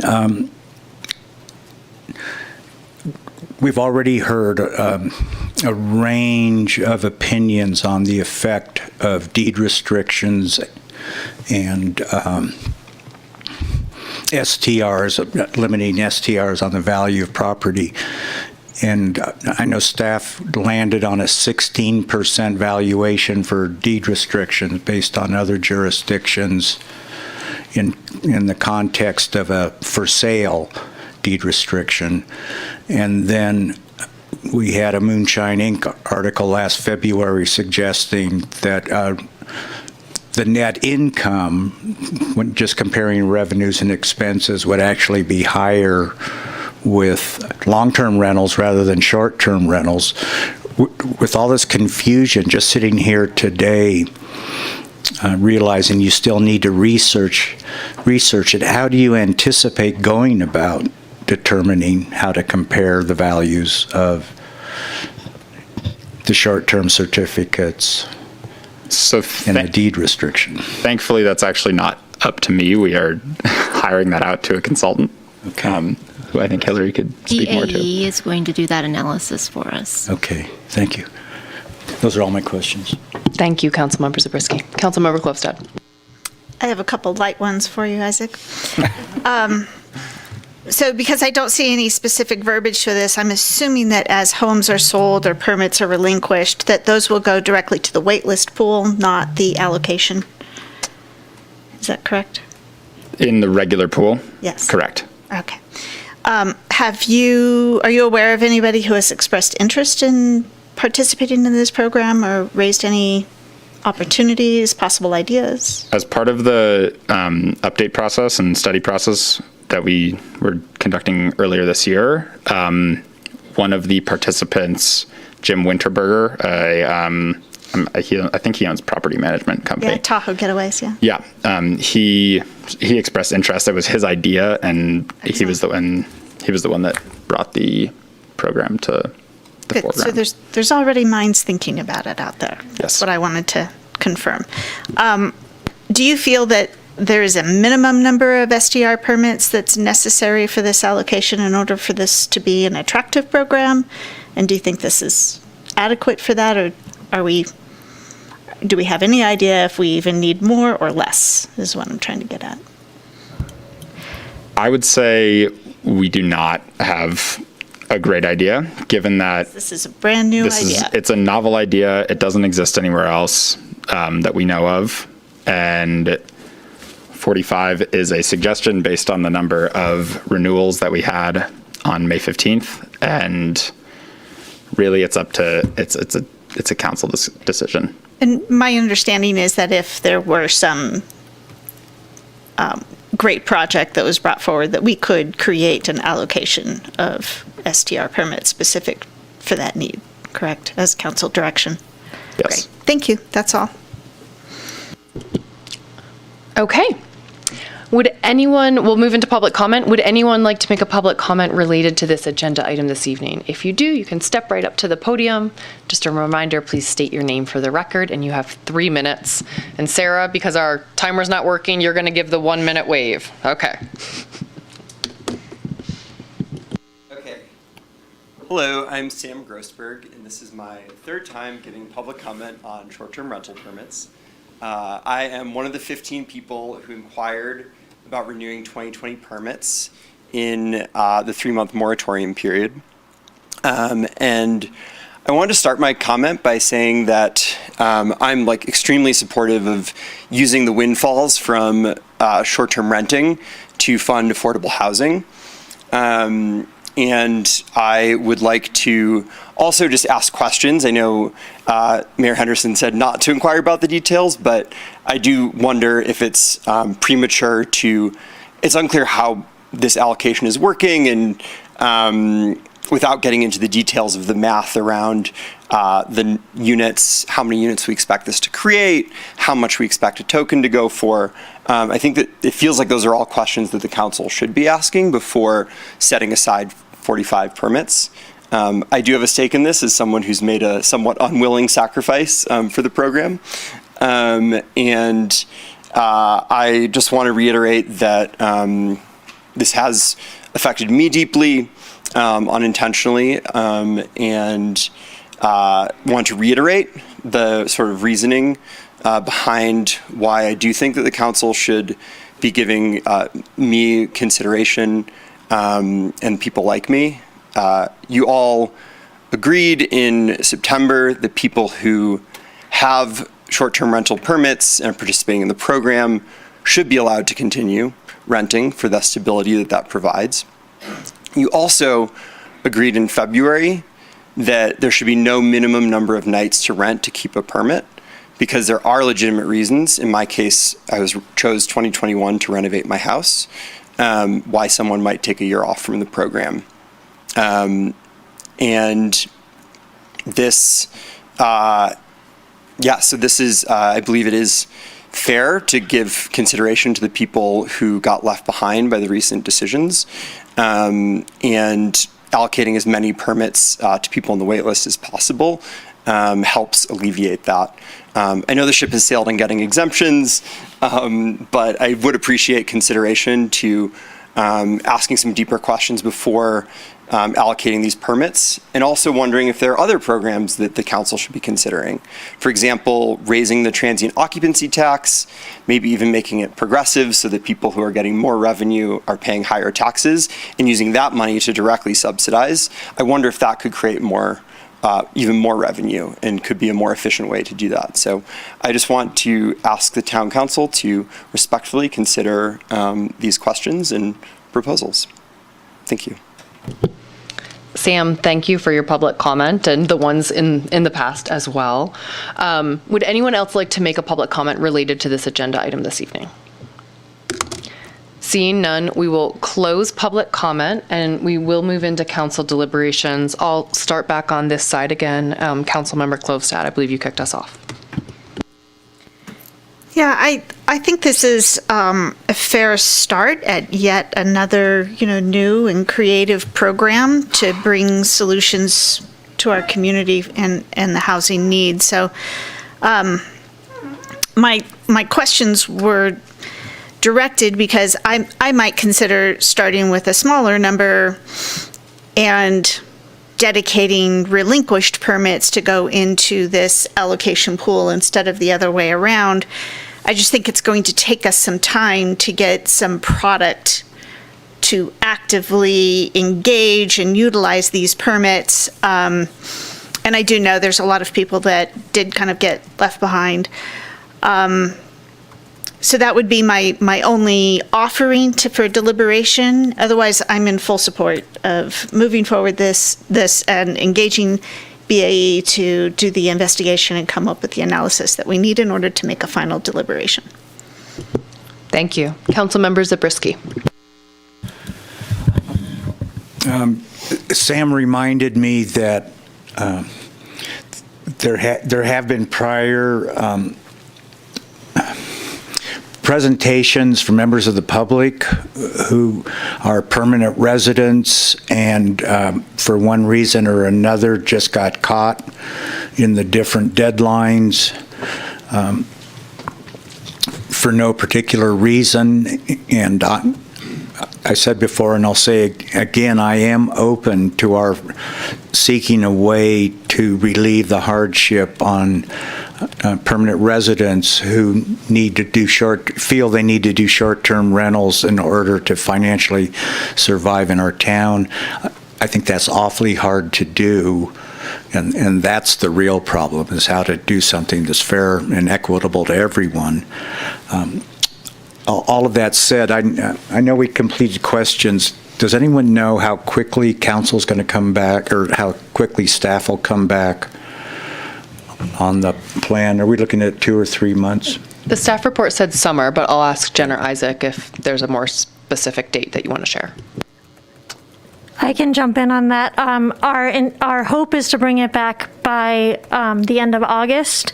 It's really dependent on the specific timing to complete that valuation framework, which we are just starting at this point. Okay. Given that, I'm inclined to stay with staff's recommendation of 45 tokens because we don't know right now how many we're going to need, and we need a little bit of flexibility for that reason. I just hope we can get back in the event we decide we can get by with a smaller number going into the token pool. Okay, thank you. And moving over to this side, Vice Mayor Ramak. Sure. I agree with Councilmember Zabriskie on the permanent resident issue, but we're not talking about that today. But I think it's definitely something, we've talked about exploring in the future. I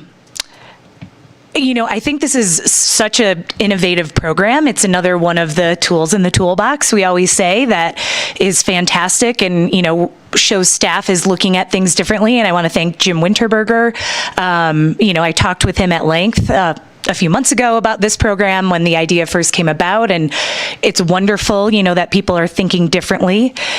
With the timeline of potentially coming back in August, program development maybe in the fall, I would be more comfortable allocating fewer transient rental registration certificates to the Workforce Housing Advancement Program and more to the wait list, knowing that as council, we would have the discretion to add additional permits in the future.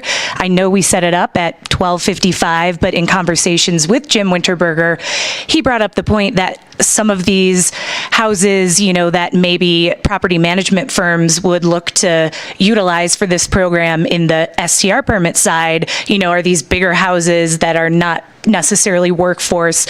So maybe, again, it makes sense. It's those type of houses, to get an additional transient occupancy certificate, and we know would be managed well by a local property management firm. I guess, we know there's a lot of folks like Sam that are probably going to get on the wait list on hop on June 13th. And so rather than holding back, 45, I would say more like 25 to this program, see how the program develops, what we're looking at. And then if it's very successful, coming back to council and deciding if we'd want to allocate more in the future. With all that said, I know Councilmember Pallavi and Mayor Henderson, you guys were part of this conversation as part of the working group. So if there's additional insight that you think is warranted that maybe the other three of us weren't privy to on this specific program, I'd also be interested in hearing that. Wonderful. Well, Councilmember Pallavi, do you want to weigh in? Sure.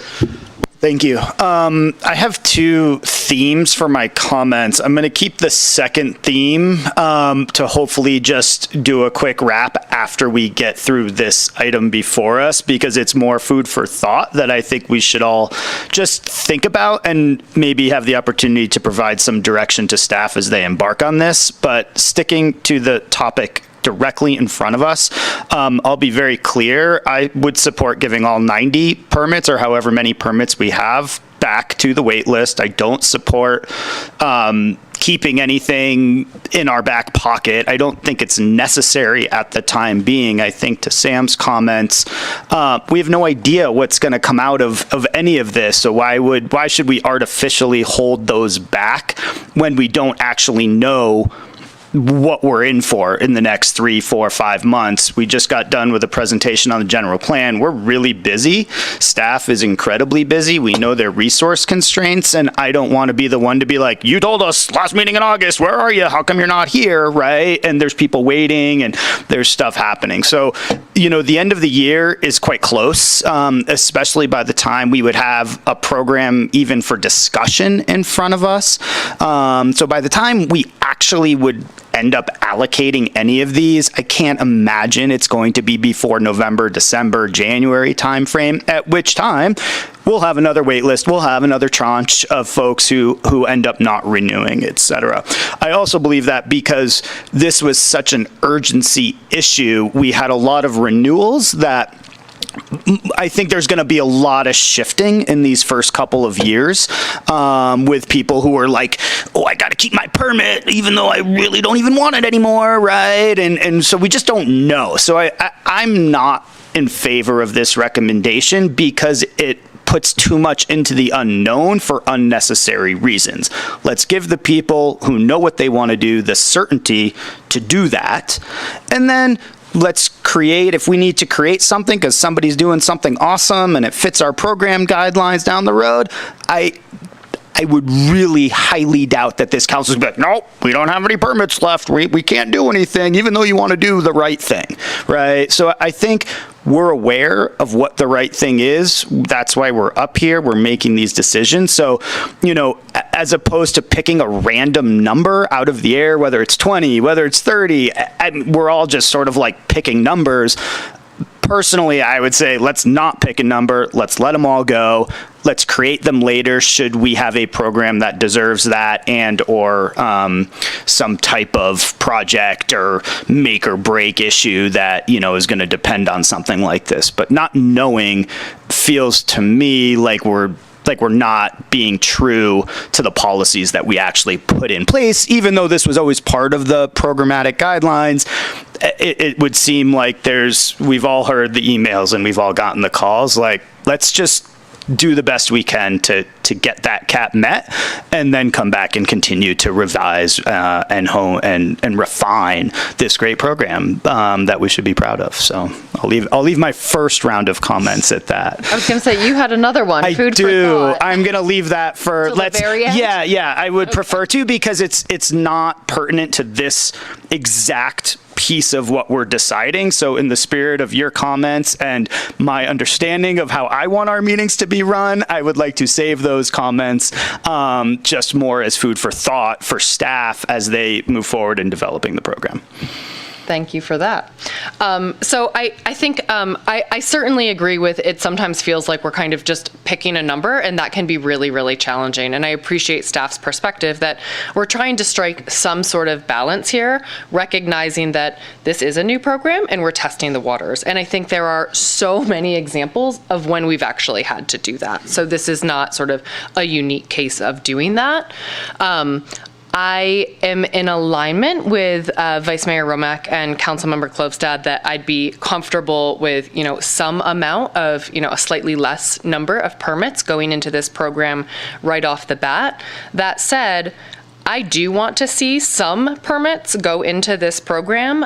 This came out of the working group that we sat on. There was working group support for it. There's been council support for it previously, and that's, of course, why it's even back here to begin with. And so I'm concerned that if we don't put any permits into it, we are sending the wrong signal out to our community members and out to the committee that really that worked on this and supported this recommendation. We want to come up with innovative solutions for incentivizing workforce housing, and I do want us to be able to test the waters with this. I will keep my comments concise. And Councilmember Klövstad, I see you're hitting your button. Yeah, I just have one more confirming question for staff. The 91 permits available to us today have been relinquished since we put the restrictions in place in, was it September? Is that correct? That's correct. So 1255 was the maximum number we were at when we put the temporary moratorium in place in September. Since that time, there have been homes that have been sold and given up their permit, or have chosen not to renew. So that's what that delta is. So that's roughly 10 permits a month, roughly. Okay, thank you. But I think what you're keying in on there, and what I think is a really important piece of information, and look, I'm not going to die on this one. I really don't care. Okay. I don't see a reason to hold things for some unknown reason. That's really my only thought process. We have no idea what's going to come out. We have no idea. We might be holding permits for no apparent reason as we get down the road, right? Because we might not have a program till January, just realistically. What I think Hillary brings up is really important. I already have heard of, just through my own channels, 5 properties that will be going on the market this summer that had short-term rental permits. So what does that mean? That means there's already, anecdotally, in my little network of realtor friends, 5 available permits that will be available on January 1st for the wait list. So if we take that number of 90 and you go back to my statement of everybody's like sort of clamoring for these permits, right? And they all mostly renew just for the sake of renewing, I would not be surprised if at the minimum we get another 90, but we could see up to 200 just because of the change in regulation, the change in licensing costs, right? A lot of these people haven't had the opportunity to really even figure it out. They just were like, yes, I'm renewing because gosh, I have no idea what they're going to do next time, right? So if you think about it through that lens, you might have another 50, 100, 200 permits come available January 1st, where in this scenario, should we just let all of these go? We're appeasing, folks like Sam who have spent the time to show up and make comments and write umpteen letters and emails to us over the last 8 months, right? We're at least doing our best to sort of do what we can to hit that. So I just want to make that clear. Like, this is not an end-all be-all, and that doesn't even count what Jen said to us, that we could just create tokens out of the blue sky if we so choose, right? And that was my point. Like, if we find a reason to create tokens, we're going to create them because there's a reason. I just want to leave it at that. Thank you. I have a question. Go ahead. So to staff, what Councilmember Pallavi just said, if 5 people sell their house in summer, those wouldn't necessarily wait till January to become available, right? Isn't it a quarterly process? That's correct. Okay. So also to keep in mind that as these properties move, we're not waiting until January to get another big chunk. This will evolve. Okay, I just wanted to make sure I was remembering correctly. Do you mind if I go ahead? Jump in just a little bit. Yeah, I partly discount statements we make from the dais where we attribute certain facts to events that haven't been developed through the record. And I think it's important to develop a record to help us deliberate by asking questions and looking at the comments that were provided. And I'm guilty of this like other people. I will sometimes refer to what I heard on the street or understand.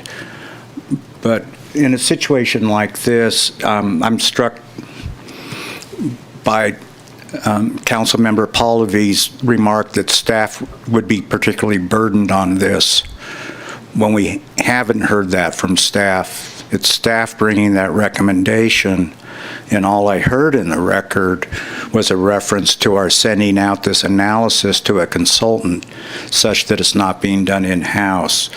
So unless we can build some record of staff being unduly burdened by this, I'm going to discount that. I would actually say that if our staff were doing the work, I would be more confident in the timeline. The fact that it is being outsourced puts us at 0% control, which is why we have the SB2 situation that we have. So that was the point of my comment was that we don't control the timeline when we hire it out quite as easily. We're dependent on other entities to deliver the results, and then potentially have to go back and forth with them, and that's at their capacity, not ours. Yeah, I'm going to assume there's going to be a deadline in the contract with the consultant. Beyond that, I'm happy to knock down the numbers, join the other council members in going to a lower number. So in an effort to maybe broker a little bit of a compromise here, what if we all came down to 20-something permits in this program allocated? We lower the number. I know we have some council members who are comfortable with that. And then when the design and the program guidelines come to council this summer, roughly in August, we get to see what the program looks like. And we also learn from staff at that point how many people are actually currently on the wait list.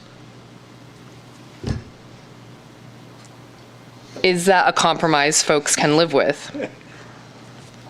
Yeah, the only question for me remains whether or not the ones that the units that get relinquished quarterly go back into the wait list or go to this program, if we want to deliberate that at all. Right now, the default is they go into the wait list.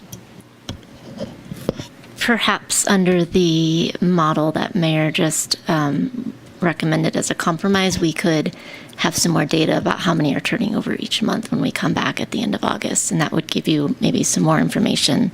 Right now, it'll default to the wait list. If we're seeing 5-ish turnover, you might want to revisit the conversation of how many go to the wait list versus the token bucket. I would certainly be comfortable with that. Yes, okay. Yeah, I was going to say, I think they should go to the wait list for now until we know any more details. I agree.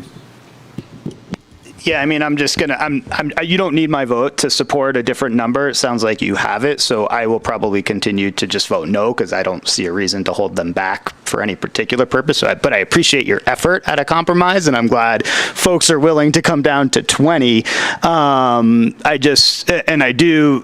would support very strongly the effort to keep any relinquished and that's really why I would like to clear out these 90 and then allow for more to come in. So I would support that concept of relinquished permits not going immediately to the wait list should we go down to 0. Should we stay at 20, I would say we got to keep it moving here, because why are we building and holding permits? I'm going to continue to ask you guys that question. Like, what's the point of holding permits when we don't know what we're going to end up doing with them? We created a cap for a reason. Let's hit the cap and let's create bonuses above and beyond that at some point when we know what those bonuses are. Okay. So you don't need me necessarily. No, absolutely. Yeah. But I mean, it's a good conversation, and I think I'll just provide my perspective on that. It's a little chicken and egg, right? I feel like we provide an incentive to try to accelerate participation in this program, or we don't provide anything right now. We simply hope people will do something that we want, bring it to us, and then we say, oh, maybe there's some tokens that we can offer you at this point. And I think this is the same with our next agenda item, right? We're trying to incentivize people to do very specific things and take specific action. So that's just how I view it personally. Yeah, and I get it, but the difference is that program's in place on the next agenda item. This program isn't. Okay. So absolutely. That's why I think differently about it. I understand we would be holding the certificates back, the registrations back, because otherwise, if they go to a homeowner, we can't take them back at that point. Mm-hmm. Oh, well, okay. I think our understanding from the staff report, and perhaps you want to weigh in as well, is that, there is going to still be opportunity. I mean, we've said this program is going to come back to council in, summer of next year, basically. We have other opportunities in the future to continue to revise this program. So for example, right, like, are we changing the cap? Are we doing other types of exemptions? And that's part of the reporting process that we all agreed to and asked staff to pursue. Or once we have a program in place, are we then going to say, okay, now now that we actually have a program, let's create the incentive versus creating an artificial incentive when there is no program. That's the core of what I'm just trying to make sure we're all clear about. We're creating an incentive with no program. Once we have a program, we can simply say, yeah, the first 50 permits that get relinquished, those are going to be our first 50 that we're going to use in our program, and we're going to build it up to 50 or 100 or whatever it is. And then some point we say, good, okay, now we hit our 50. Now they go back to the wait list, right? Like, that's just totally different train of thought. It's all good. I hear you. Yeah, and I'm not. Yeah, and that's totally fine. I'm super on board. Yep. I get it. But you said you also wanted to provide, I think we're close to a place where we could entertain a motion, but you did say you had a food for thought comment you wanted to provide. Have you provided that yet? Oh, no. Okay. Why don't you do that, and then we'll see if we're ready for a motion. Are you sure? Okay. So what I really just want to bring to everybody's attention is I'm not opposed to being a pioneer of anything, as you all know. I also support this type of token program in theory. What I am extremely scared of, and hopefully you have all thought this through, is creating a tertiary market for some sort of token that may or may not get traded on the private market, that we have zero control over, and some of the way that starts to dovetail. I am a huge free market fan. I get it, right? I own a business. That's my life. I don't know that local government is the best place to create tertiary markets that don't already exist and can be really unwieldy, and we really don't have a lot of control over how that all starts to work, and we don't know if there will be any value by said market assigned to these permits. Okay, so we're assuming somebody is going to want a permit so they can then sell it on the open market. For somebody to actually pencil that out and make it work, it better be worth like $75,000, $100,000. Like, think about how much that is to get a short-term rental permit. We don't know the answers to these questions, and this is going to probably take 2 to 4 years to work out what a market price might garner. So I'm really just throwing this out there because this is a time, either on the dais or in private to your staff liaisons, to bring that question up and understand the direction here. But I would be much more in favor of more of a flat fee type of grant program like our locals. What's our new program called? Lease to Locals. Thank you. I apologize. Such a great name. Thank you. I should have remembered it. But something more along the lease to locals type of thought, where we're not creating an external market that we are then at the behest of. So that's sort of just more of like a, hey, I know what the intent was. I get it. I talk to Jim Winterberger every week. We're good buddies. I'm not discounting what came out of the study group, but the study group the committee was an effort to get to what we've already accomplished, and it's incumbent on us to make sure that we're thinking really critically, using the focus group as a basis, but not as an end-all be-all for what this messy world will end up looking like at the end of the day. So it was a theme, it was a separate comment, and it only relates to this, but I just want to be really clear that I have a lot of really strong concerns with this sort of like market-based approach to this. I think we might be going down a rabbit hole that we really just don't know what's under there. I think that's why we're only talking about holding back 25 certificates, because it's a pilot program. We're going to test it out. Pilot program for what? We don't to know. To increase workforce housing. And this is another avenue for doing it. I don't understand tertiary markets or external markets. I just understand what was in the staff report. and is talking about using the short-term certificates to induce deed restrictions. And it's, if the committee's for it, we have staff's input, I'm placing faith in that without trying to make it more abstract. And so I think these types of questions, thinking about, what the market price is and sort of what this, all of those details of what the program is, that is what you all will be bringing back to us. And so I just want to clarify that for all of us. And that would be a very appropriate time to bring very detailed questions, for example, like Councilmember Pallavi has, and concerns, once we get a little bit more structure and understanding of what staff is actually proposing in terms of sort of the policy, the framework, the valuation framework, the implementation of this program. Which brings me back to our timeline.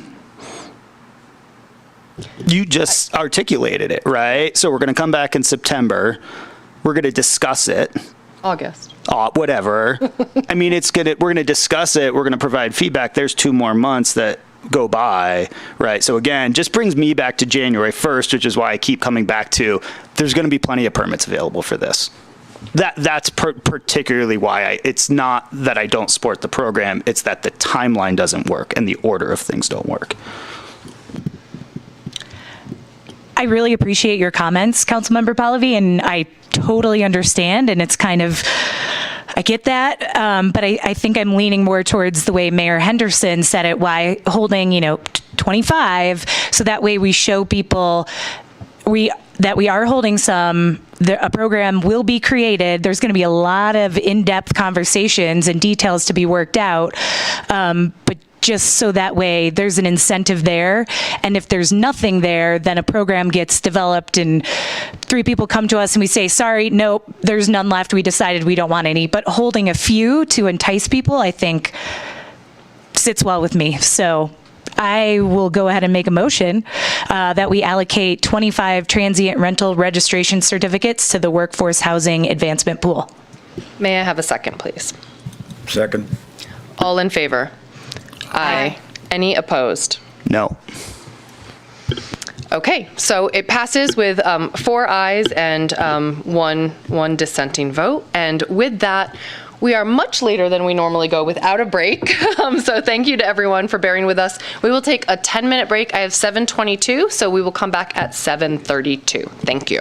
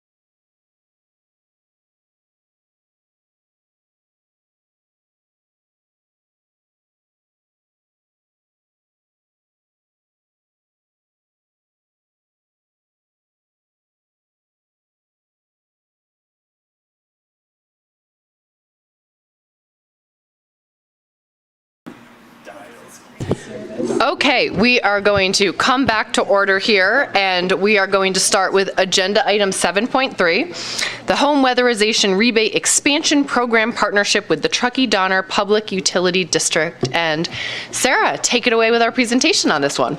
Thank you, Mayor, and good evening, council members.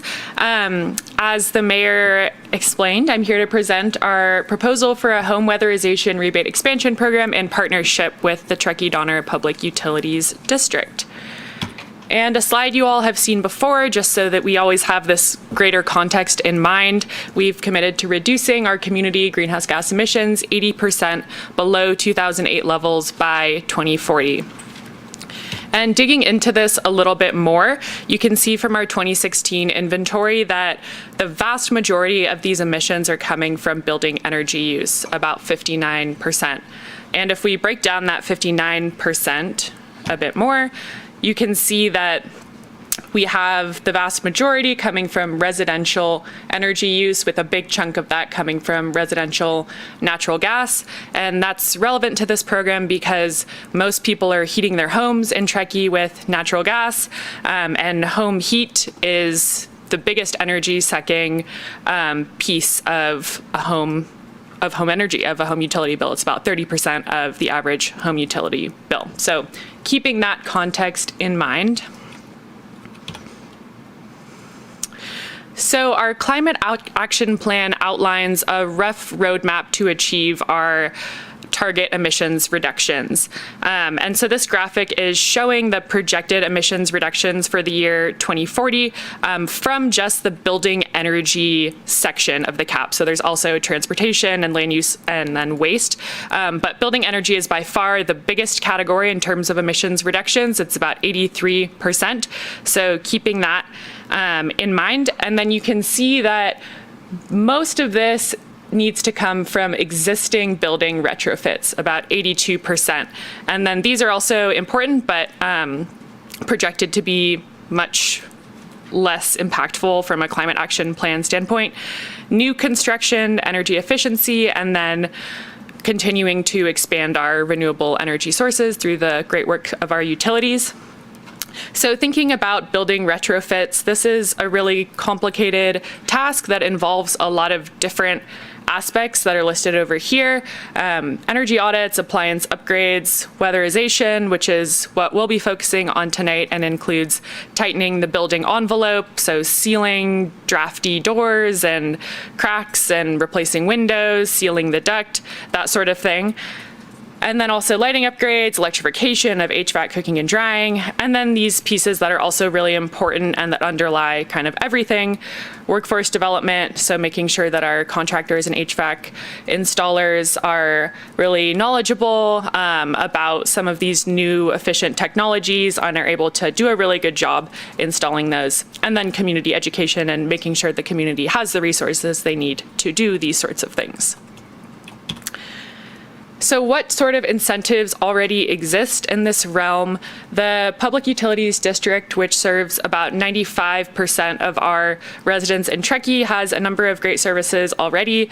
They offer virtual home energy audits, which will be launching soon. So basically an energy specialist will go through the home with a resident virtually and give them a roadmap to decrease their energy and water consumption and to take advantage of some decarbonization strategies. Equipment rebates for things like heat pump water heaters, heat pumps, EV chargers. Weatherization rebates, these are currently only offered to PUD customers that have electricity as their primary heating source, so an electric resistance space heater, for example, and that's a really important point that I'll come back to. And then they have some low-income weatherization assistance programs that are available to those who income qualify. Liberty Utilities also offers home energy audits. They have a similar rebate program that's under development, and then also a low-income weatherization assistance program.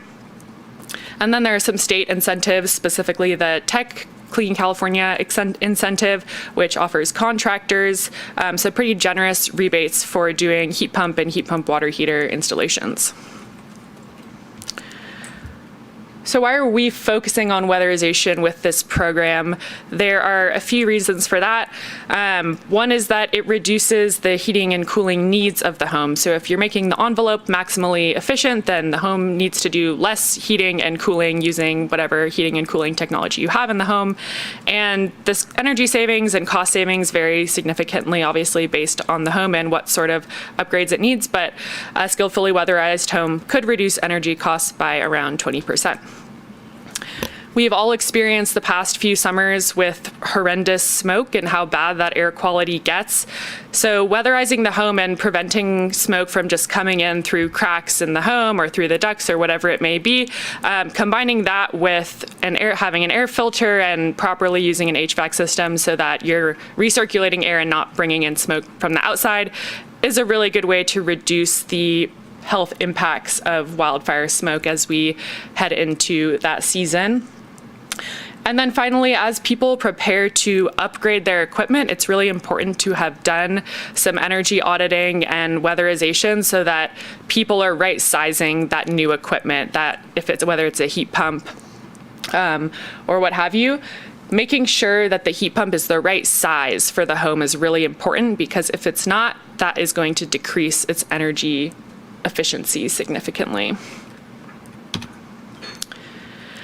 As I alluded to earlier, currently the TDPUD offers a few rebates that I'll show on the next slide for customers who have primary electric heating. So currently the way that they fund that program is by collecting a surcharge on the consumption portion of their rates, a 2.85% surcharge. And that goes into basically a bucket that's earmarked for conservation activities specifically. And one of those buckets is for cost-effective demand-side management services. So weatherization would fall under that, basically trying to reduce the demand for electricity. And the reason that's limited to primary electric customers is because that cost-benefit ratio is defined by electric benefits per cost. So if you're reducing gas usage, that doesn't get captured in that metric. So basically the PUD can't spend electric ratepayer dollars on reducing a different commodity, in this case, gas. The problem with that is, from census data, an estimate is that around 10% of Truckee residents have that primary electric heating. So those are the people that are eligible for this program currently. Because of that, the PUD has not marketed this program really at all, but beyond just having it on their website, because so few of their customers are eligible for it. And so that has led to low participation in this particular rebate. These are the current rebates that the PUD offers for various air leak tests, the duct leakage test, and then the mitigation measures that go along with that, and efficient windows.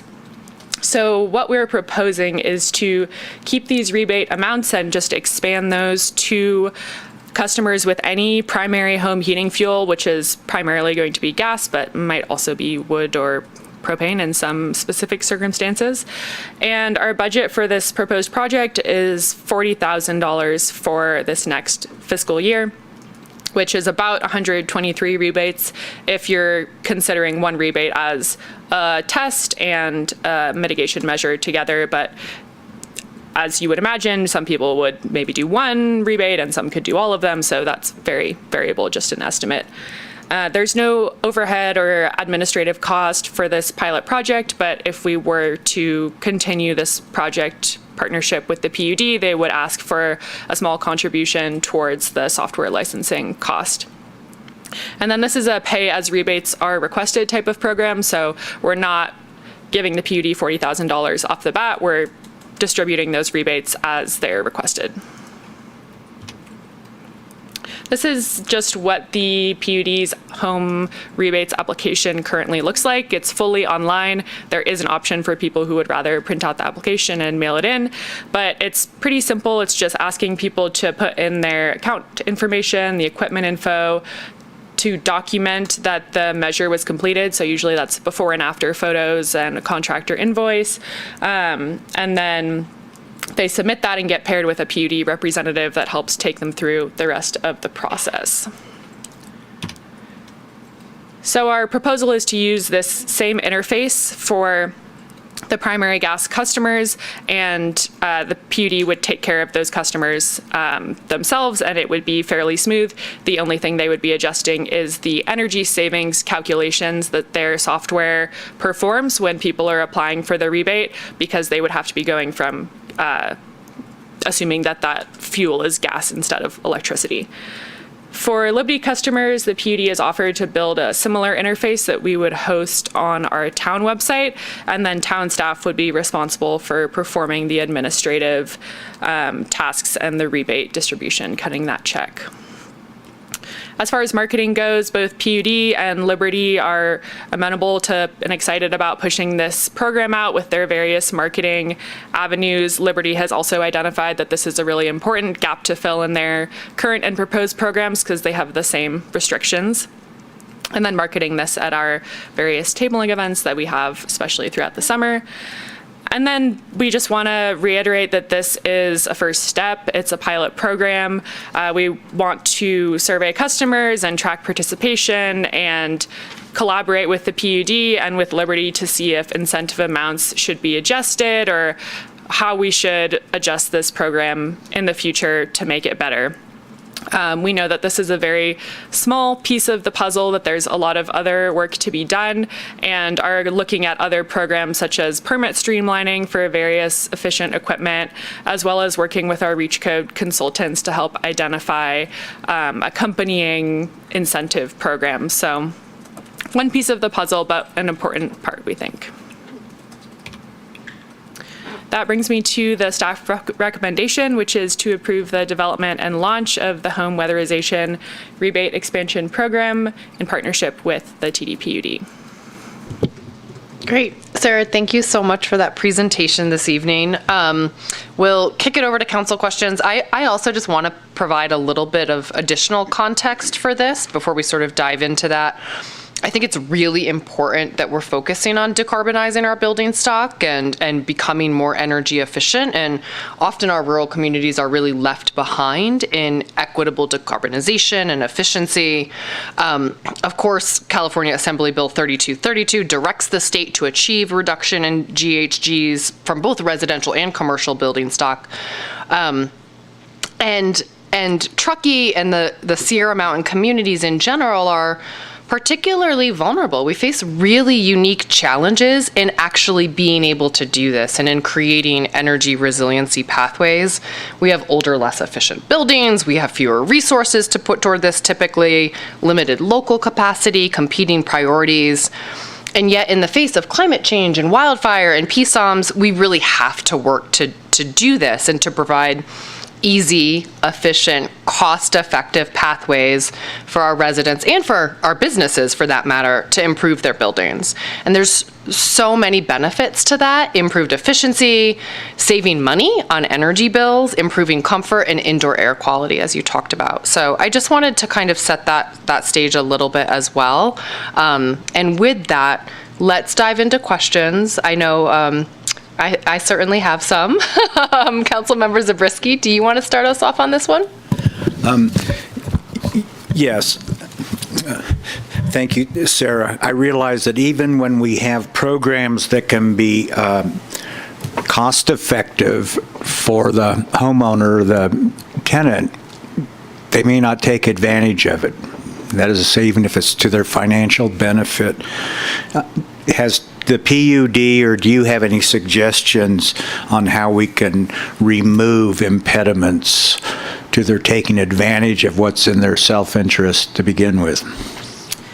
Yeah, I think it's definitely a holistic process, and one of the important things is to align ourselves with the contractors and to make it really easy for people to find contractors who do that work and to know how much it's going to cost and exactly what they're going to need to do. So staff have been working with the PUD as well, because they also don't have very much data at this point. And so we're sort of collaborating together to try to figure out that question. How can we really streamline this process? So I think a piece of that is just having really available information about these are the contractors that you can go to, this is what it's going to cost, this is how you get the rebate, and having all of that information in one spot, which is what we're trying to do on the Keep Truckee Green website. Okay.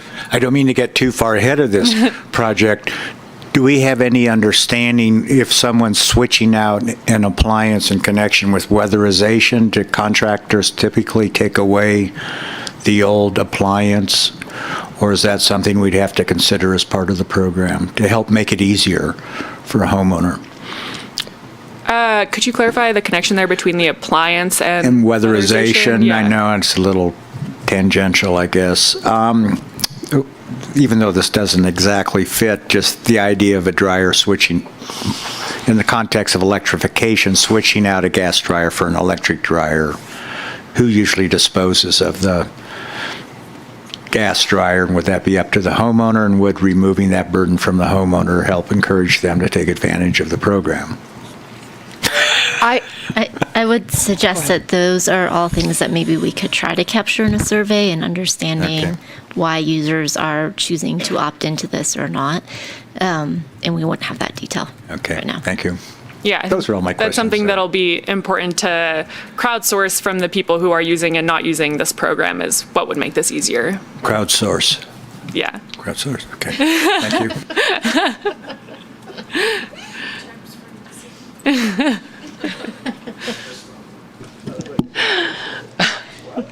Councilmember Klostad, do you have questions?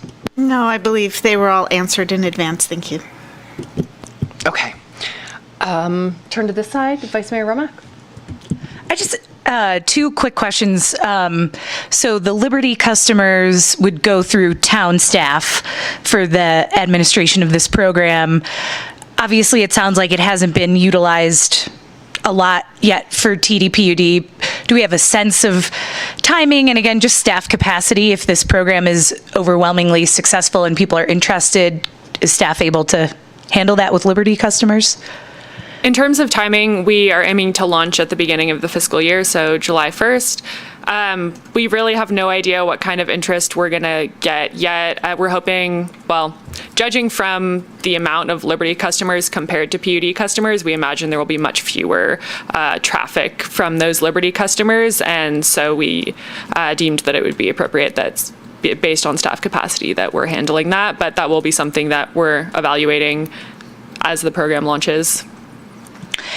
And then I'm guessing you mentioned everything would be on Keep Truckee Green's website. It would be very easy for people to understand, oh, I'm a PUD customer, click here. I mean, it sounds obvious, but I know that can be an impediment sometime if you're like, I thought I could do it here, never mind.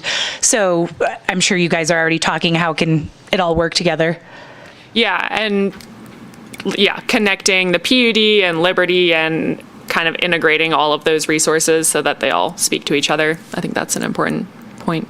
Mm-hmm. That's it. Nothing for you, Councilmember Ruffley? Okay, I have a couple of outstanding questions. Is there any component of this to link customers directly to contractors? And I think that's a really important consideration, particularly with how busy our contractors are during the building season.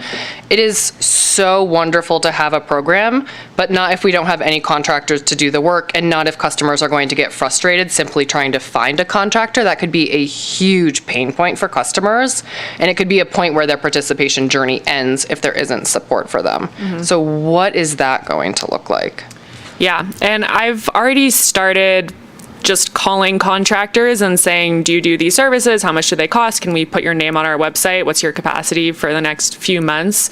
And have found a few who have said, yes, go for it. And so continuing that process and collaborating again with the PUD on that, because they're having similar thoughts, because I think that is going to be ultimately the most important piece of this is the workforce there and available, and are they doing good work, and are people able to connect easily with them? So that's something that we're constantly going to be working on and thinking about. I think those are really good discussions to keep having, and especially with the PUD. A lot of utilities develop and build out qualified contractor networks, and so, bringing CAT into these conversations as well would make a lot of sense. Yeah. So I think I understand this from discussions with staff earlier today, but I want to clarify, and I want my fellow council members to have the benefit of this. So the building envelope air leakage mitigation measure proposed, that includes attic insulation, wall insulation, and duct sealing and insulation. Is that correct? The duct sealing is separate, but everything else would be included in envelope mitigation. And then we may not know this, I guess, because it's a PUD program sort of design ultimately. Why are the window rebate values based on square footage, but the insulation rebates go up like to a maximum? They're not based on square footage. I don't know the answer to that. Okay. But can check with PUD and see what their reasoning for that was. Okay. I think my only other question, and I'll pose it as a question, but then I also want to bring it back in deliberation probably. Why do we not have different and higher incentive levels for low-income qualifying customers for these measures? The utilities already have the low-income weatherization programs for admittedly very low-income qualifying customers, which provide pretty much the same services as this program would offer. Is what you're proposing a tiered approach based on our income levels here? It is, yeah. Yeah, I think that could be something that we consider. I think it was for the purpose of streamlining with the PUD as much as possible and seeing how much interest there was with this initial program, but I think that would be something that would be great to add into the program and something that's going to be really important for thinking about retrofits in general as we go forward, because it is very expensive. So sort of start simple, streamline, see what first few months results are looking like. Yeah. Mayor Henderson, I believe Southwest Gas does provide these services for the really low income, but yeah, there's a big gap there. There's a range, yeah, absolutely. I think that's it for questions. Let's open it up for public comment. I don't think we have... Whoop, my mic's not on. Thank you. We're going to open it for public comment, but I don't think we have anyone left from the public here this evening, so we can close public comment right away. We'll move into deliberations, and I will turn back to this side of the dais to kick us off. Thank you for confirming the attic insulations included in the building envelope. The mayor, you also raised a good point about the higher income levels that fall out of the existing low income assistance that Southwest Gas provides. I'm ready to approve the recommendation as made. Councilmember Klofstad.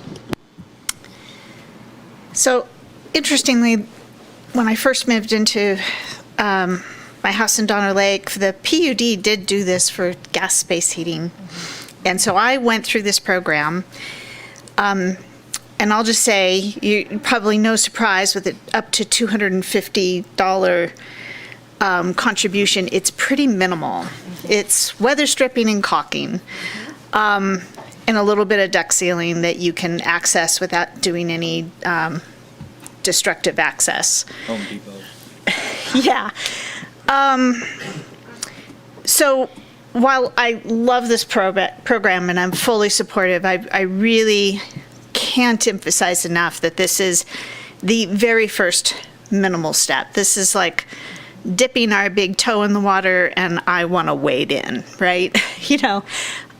These incentives are very small, and I feel, but I understand why we're matching them, because we're matching an existing program, and I'm supportive of doing that in this trial period.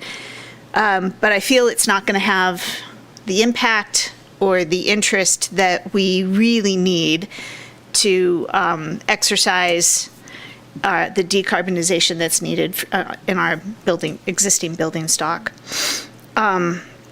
So I'd like to see this go forward and then look during that period of time, look for ways to expand and increase the program, both monetarily as well as additional offerings. And some of the things I'd like to just kind of point out are another really inexpensive opportunity while you have somebody on site doing an air test and duct leakage test is the thermal imaging. Mm-hmm. And that can really provide great value in understanding what is going on with your building envelope. And it's a very inexpensive, well, to get a good one, the tool's pretty expensive, but to actually do it, it's not very time consuming and very easy threshold to make. So I would love to look at adding that into this program.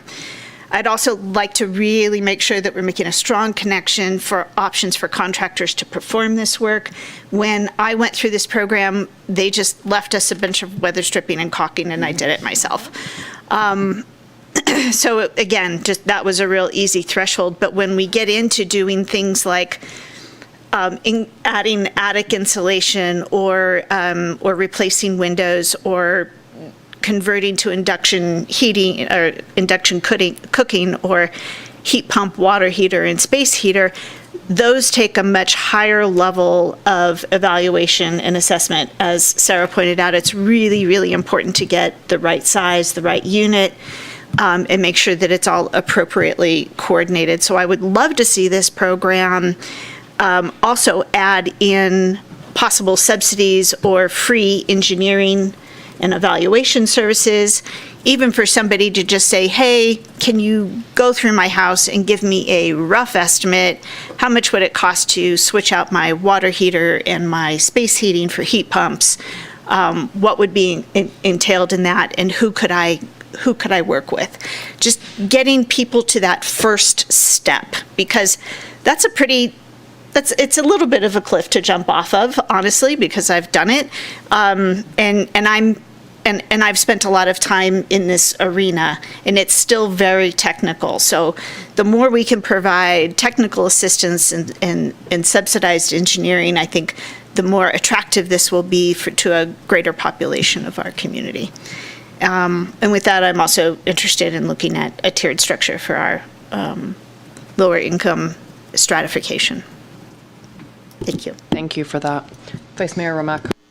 Thank you, Councilmember Klövstad.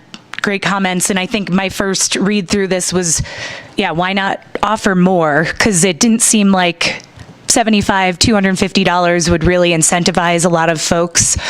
And then I was talking to a constituent about something else, and they mentioned they're replacing a back door, and their quote, because of some demolition, was over $2,500, just to replace a back door. And then that got me thinking, $250 doesn't make much of a difference at all. So again, I understand why we're starting at where we are and continue to look at different iterations and different models, but I'd be interested in supporting higher amounts and rebates for our residents, so that way more folks are incentivized to make these changes in their homes. Yeah, and just to elaborate on that, I just replaced a roughly 5 by 5 square foot window not too long ago. It was over $1,000, and so $2 a square foot is roughly going to give me $50 towards that. And it took you 8 months to get it. Yes, precisely. So. Is it my turn? Sorry. It's your turn. I couldn't have said it better than Vice Mayor Romack, Councilmember Klövstad. I actually am glad I'm not crazy. I sort of laughed at this table when I first read it. I was like, really? That's not enough money to do anything. So I'm glad I was actually thinking correctly. So I appreciate that feedback. I support everything you guys said and have nothing additional to add. Thank you. Okay, thank you. Mayor, do you mind if I just add a little bit? I don't mind at all. Okay, I agree with everything that fellow council members have said. I wanted to add, in terms of attracting people, if you're able to attract people with older homes, the benefit should be even greater. I don't know how much that complicates the program. You're well aware of it, but in terms of reducing emissions, that's the low-hanging fruit, and maybe the program can be tailored it might be tailored towards the older homes first, if there's a way of doing that. And Councilmember Zabriskie, what I might say sort of in response to that is, it would be really great if we knew what the minimum R-value requirements are for installation, including what R-value customers have to be at or below to qualify for an incentives, and what R-value they actually have to get to actually receive the incentive. What's current code, right. So that sort of, because you're right, it's, there's cost effectiveness components related to this. So I do think, I support this. I think it's a good idea. I think there's a lot to work through here, quite honestly. I installed a heat pump in my home several years ago. I've worked in the energy industry for nearly a decade, a lot of it doing this exact type of work: program design, program evaluation, customer research, barriers to participation. I think there are some pretty big hurdles here. One of the items I've already mentioned is, clear connections to contractors and a qualified contractor network. The incentive levels, I think, to me, raise some concerns. Are they going to actually push people to participate and truly push people who wouldn't participate and make these upgrades otherwise? Because otherwise, we're just getting a bunch of free riders. I think this is us dipping our toes in. I would very much like to see this come back in 6 months for review. It does not have to be a formal staff report with a discussion item. It could be, a short presentation. It could be something like that. But I think we really need to understand how many customers have participated. What measures have they installed? What are the rebate amounts that individual homeowners are actually receiving? What's the staff time to deliver the program? Because I also want to understand more around the cost benefit of this.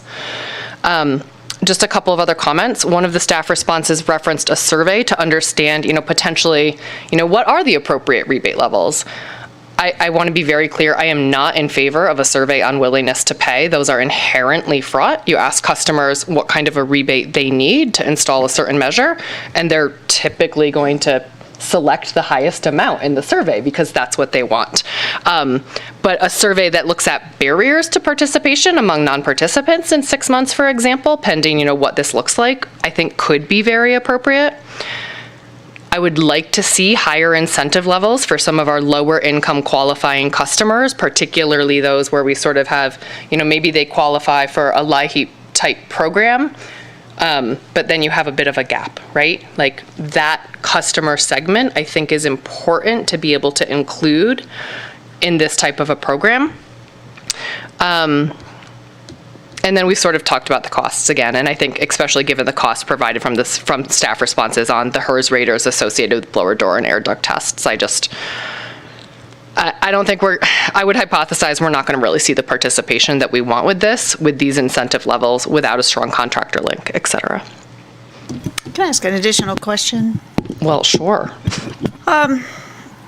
Seeing as I'm not crazy either, apparently, we all feel that these rebate levels are way under what we need to get the participation that we want to see. What is our opportunity for going back and partnering with the PUD to have them expand their rebate levels, or for us to additionally incentivize those? Yeah, this has been a discussion I've had with the PUD because I had similar thoughts to all of you that the rebate levels are way too low. They have just gotten their new software off the ground. They have just developed these new programs, and really, in speaking with them, the theme was very much, we're going to try out these rebate levels and see how they do and then reevaluate. We don't really know how well they're going to do at this time. I think that we were operating with we have $150,000 budgeted for this retrofit program, and trying to be thoughtful about reserving funds for other potential applications, rebates for things like heat pumps and that sort of thing, plugging into other programs that the PUD has.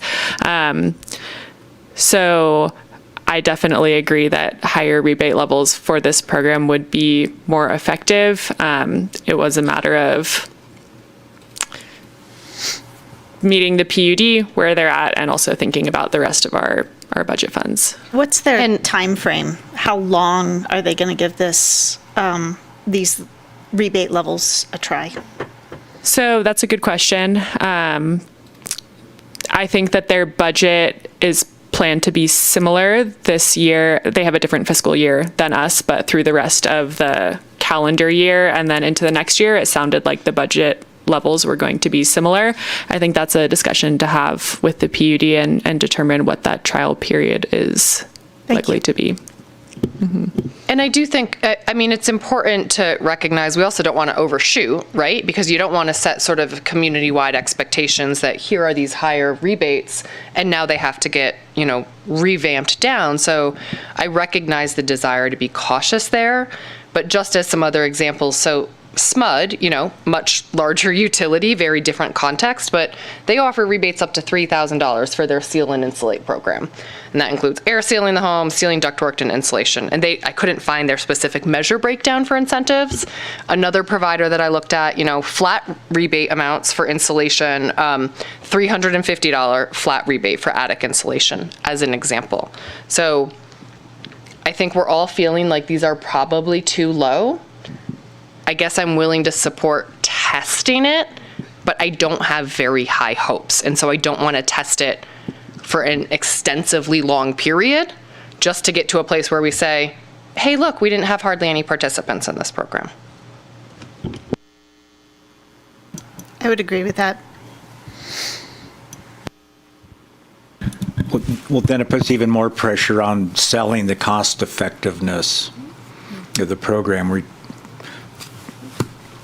I'm not saying it's easy, but at this lower rate, then that requires all the more focus on the older homes where it's easier to say it's in the person's self-interest. Energy savings on bills and things like that. Yeah, it's just a lower bill. Yeah. I'm hearing some general support for this as sort of the minimal start of a program. The piece about tiered incentives for lower income qualifying participants, is that something that, Sarah, based on your interactions, you would want to discuss with the PUD and bring back at the 6-month mark as part of the overview of the program, and we could make modifications then, or is that something we should talk about tonight? Because I'm also hearing interest in investigating that. You mean whether we add in that to our current proposition for the program? Yeah, I think the consideration with that, it just adds in another administrative piece in the income verification, and yeah, it's just another consideration. I'm open to if council wants us to include that in the current program, but something to consider. I think we're not positioned to roll that out July 1st, which is when our recommendation would be to launch this program. So we would recommend having that be highlighted as a topic that council is very interested in, and we can pursue that with the PUD over the next few months and bring that back to council at a later date. Okay, that sounds good. I think we're in a place to entertain a motion with the recognition that some of the additional things we've asked for, I just kind of want to enumerate some of those. So a 6-month review, again, doesn't have to be a formal staff report, could be a presentation. We talked through some of the specific metrics, at least that I would like to see as part of that. Councilmember Klovstad's very good point about what other types of measures might we include in the future. And general consensus around at least analyzing a tiered structure for some of our lower income residents. Did I miss anything? Older homes, focusing on older homes if possible. Probably particularly those that are 2x4 construction rather than 2x6. They're going to have the lowest R value. Is that what you're thinking? Yeah, I was just going at the 3-year cutoffs. I'm not sure which energy codes really were bumped up energy efficiency a great deal or not. I think 90 something, 91 or something is when it went to 2x6, yeah. And then 2006, there was a big bump. And then the lobbyists got involved. But that's another story. Okay, so with that, I would entertain a motion. Would someone like to make one?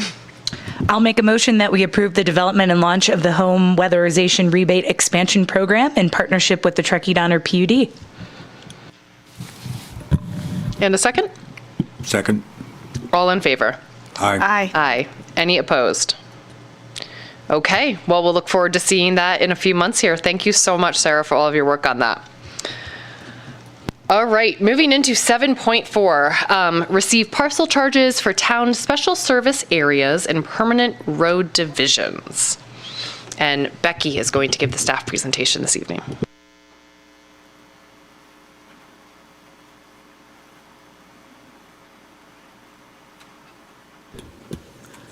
Thank you, member and council. So yes, tonight we're talking about the annual report and public hearing for the Town Special Service Area, or TSSA, and Permanent Road Division, PRD, parcel charges. So just a quick background, the TSSA and PRDs were originally established by the county as county service areas. The areas are shown on this map here. They were taken over by the town when we incorporated, and basically there's parcel charges were set for these properties, and they were initially set to fund road maintenance and snow removal. The purpose of tonight's hearing are, there's really three main purpose points that we want to hit. We're going to accept public input concerning the parcel charges for all the TSSA and PRDs within the town of Truckee, discuss the allowable uses of the TSSA funds, and adopt a resolution setting the parcel charges for the fiscal year 22-23. This is just a quick overview. Currently, we have parcel charges that are charged in TSSA 1, which is in Tahoe, and TSSA 5, which is in Glenshire. Those parcel charges range from $23 per lot to $176, depending on where they are and whether or not they're improved or not. That brings in about just under $600,000 in Tahoe and just under $180,000 in Glenshire. So for 22-23 fiscal year that's coming up, this is something that we'll talk a little bit about more next week when we go through the budget workshop. The uses that we have currently budgeted or planned for TSSA 1 funds is to continue work on the Pioneer Trail and Bridge Street extension and to fund the microtransit program. And then there's also sort of this a fund balance that we are building that can be used for future paving and drainage projects. We just don't happen to have any in the 22-23 fiscal year. This is just a map that shows some of the paving projects that we have on the horizon. So we do use the TSSA funds to provide an increased road maintenance level of service throughout town in Glenshire and Tahoe. So our recommendations for TSSA 1, which is the one in Tahoe, is to keep those parcel charges at the current level, and then continue to make the funds eligible for roadway, drainage, trails, enhanced snow removal, parking-related projects, and design and construction of the Pioneer Trail and Bridge Street extension project, with the addition of enhanced transit services back in. So it was in for a period of time, it was taken out. We're recommending that we put it back in.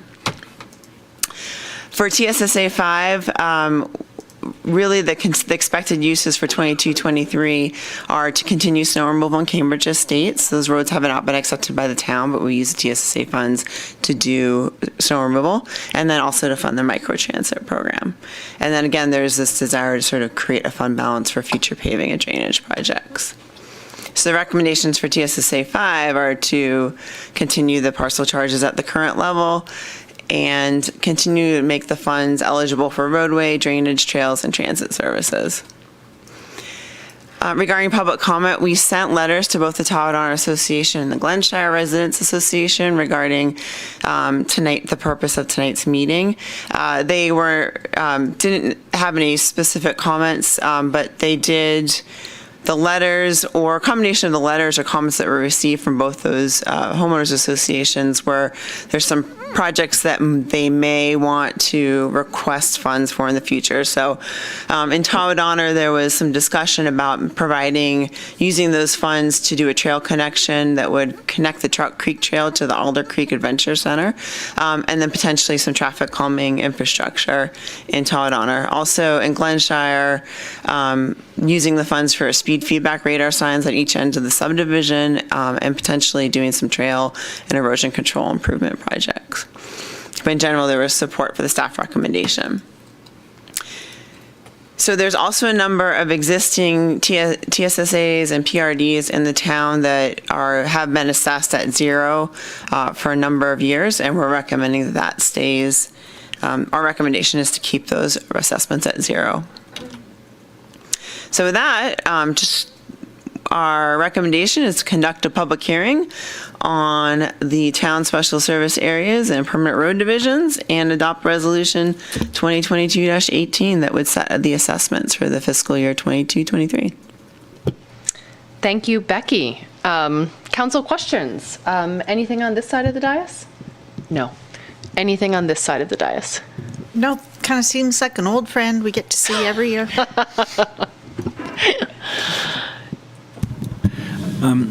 Thank you, Becky, and for all the work, talking with the neighborhoods, the homeowners associations ahead of time, including the letters in the staff report. It was nicely complete. I noticed, though, that we're talking about the TSSA funds in Tahoe Donner to help for a possibility of a Pioneer Trail extension, but yet the letter was itemizing or that last slide was itemizing smaller projects like the roundabout and pedestrian crossings and projects that could be completed more immediately. Is that telling me there's a slight contradiction, or they would like it all? Well, of course they'd like it all, I guess. But. So I guess what I would say is what we had put in the letter is here's how we're planning to use the funds. And they had indicated that there may be a request to use those funds coming in the future. There was no formal action to request the funds, but those are some projects that were have been discussed at either the staff level or the board level. The feedback we got is that they were supportive of the staff recommendations as stated in the letter, but just, by the way, this might be coming. Okay, thank you. Okay. And seeing as we don't have any public with us this evening, I suppose we can open public comment and promptly close it. So with that, any deliberations on this side of the dais? None. Any on this side? Okay. With that, who would like to make a motion? Your old friend. Vice Mayor Romack, your hand's on the button. Sure, I did the last one, but I'll do this one too. I make a recommendation that we just conduct a public hearing, and so we'll adopt the resolution 2022-18 setting assessments for the 22-23 fiscal year. And I will second. All in favor? Aye. Aye. Any opposed? And that passes unanimously. And that wraps up our discussion items for this evening, so we will move on to 8.0, council reports. Vice Mayor Romack, would you like to start? Sure, I'll keep it going. Main thing was participated in the roundtable discussions with Assembly Member Dolly. She was here 2 weeks ago, participated with Councilmember Pallavi in the housing round table. It was a good discussion, kind of talking about the innovative programs that the town has done, some of the work regionally with the Mountain Housing Council, and just some of the special characteristics of our region and why, we're a rural area, but we have differing issues than maybe other parts of her district. Then also sat in on the conversation that touched on regional biomass, Nevada County's recreation plan. Hillary gave an update on the Truckee Cultural District. So a bunch of different topics were covered in that, but it was very quick, so there wasn't a lot of detail. But it was great to have her here and really appreciated Supervisor Bullock and Nevada County, including the town, in their discussions.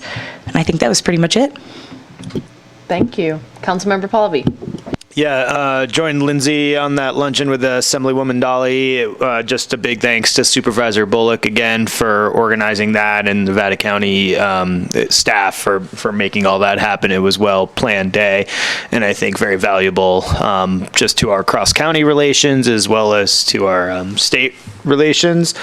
Also had a good meeting with Danielle and Jenna just to get some updates on the general plan and where we're headed on that, along with some of the specific issues that keep popping up. And then spent a better part of our afternoon interviewing 7 candidates for some vacant Visit Truckee Tahoe board seats. So we have a lot of vacancies. We'll be filling some of those at our next board meeting, and it was just really great to hear from a broad cross-section of lodging providers in our community. And I will tell you guys, there was really 2 main themes that every single candidate wanted to touch on. One was what I spoke to a little bit and why it resonated with me so much, but that sort of growing whether it's real or perceived divide between some of our visitor community and some of our resident community, and potentially people not realizing what tourism does provide in our community and the value it brings. Measure R funds, Measure U funds, all sorts of other really great stuff that we've been able to create. And that was just sort of a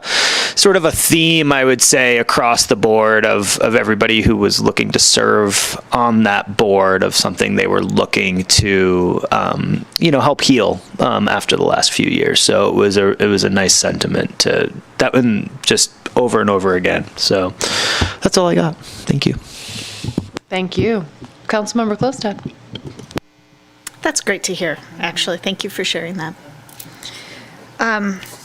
So I was honored to give the graduation speech to the North Tahoe Truckee Leadership Group of 2022.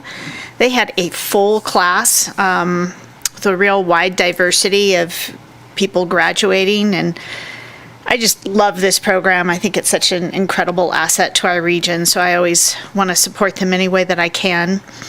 Last night, a couple of us toured Dave and Stacy Donnelly's house out in Glendora. They converted from natural gas to all electric with solar panels, a power wall, heat pumps for space heating and water heating, as well as an induction cooking system.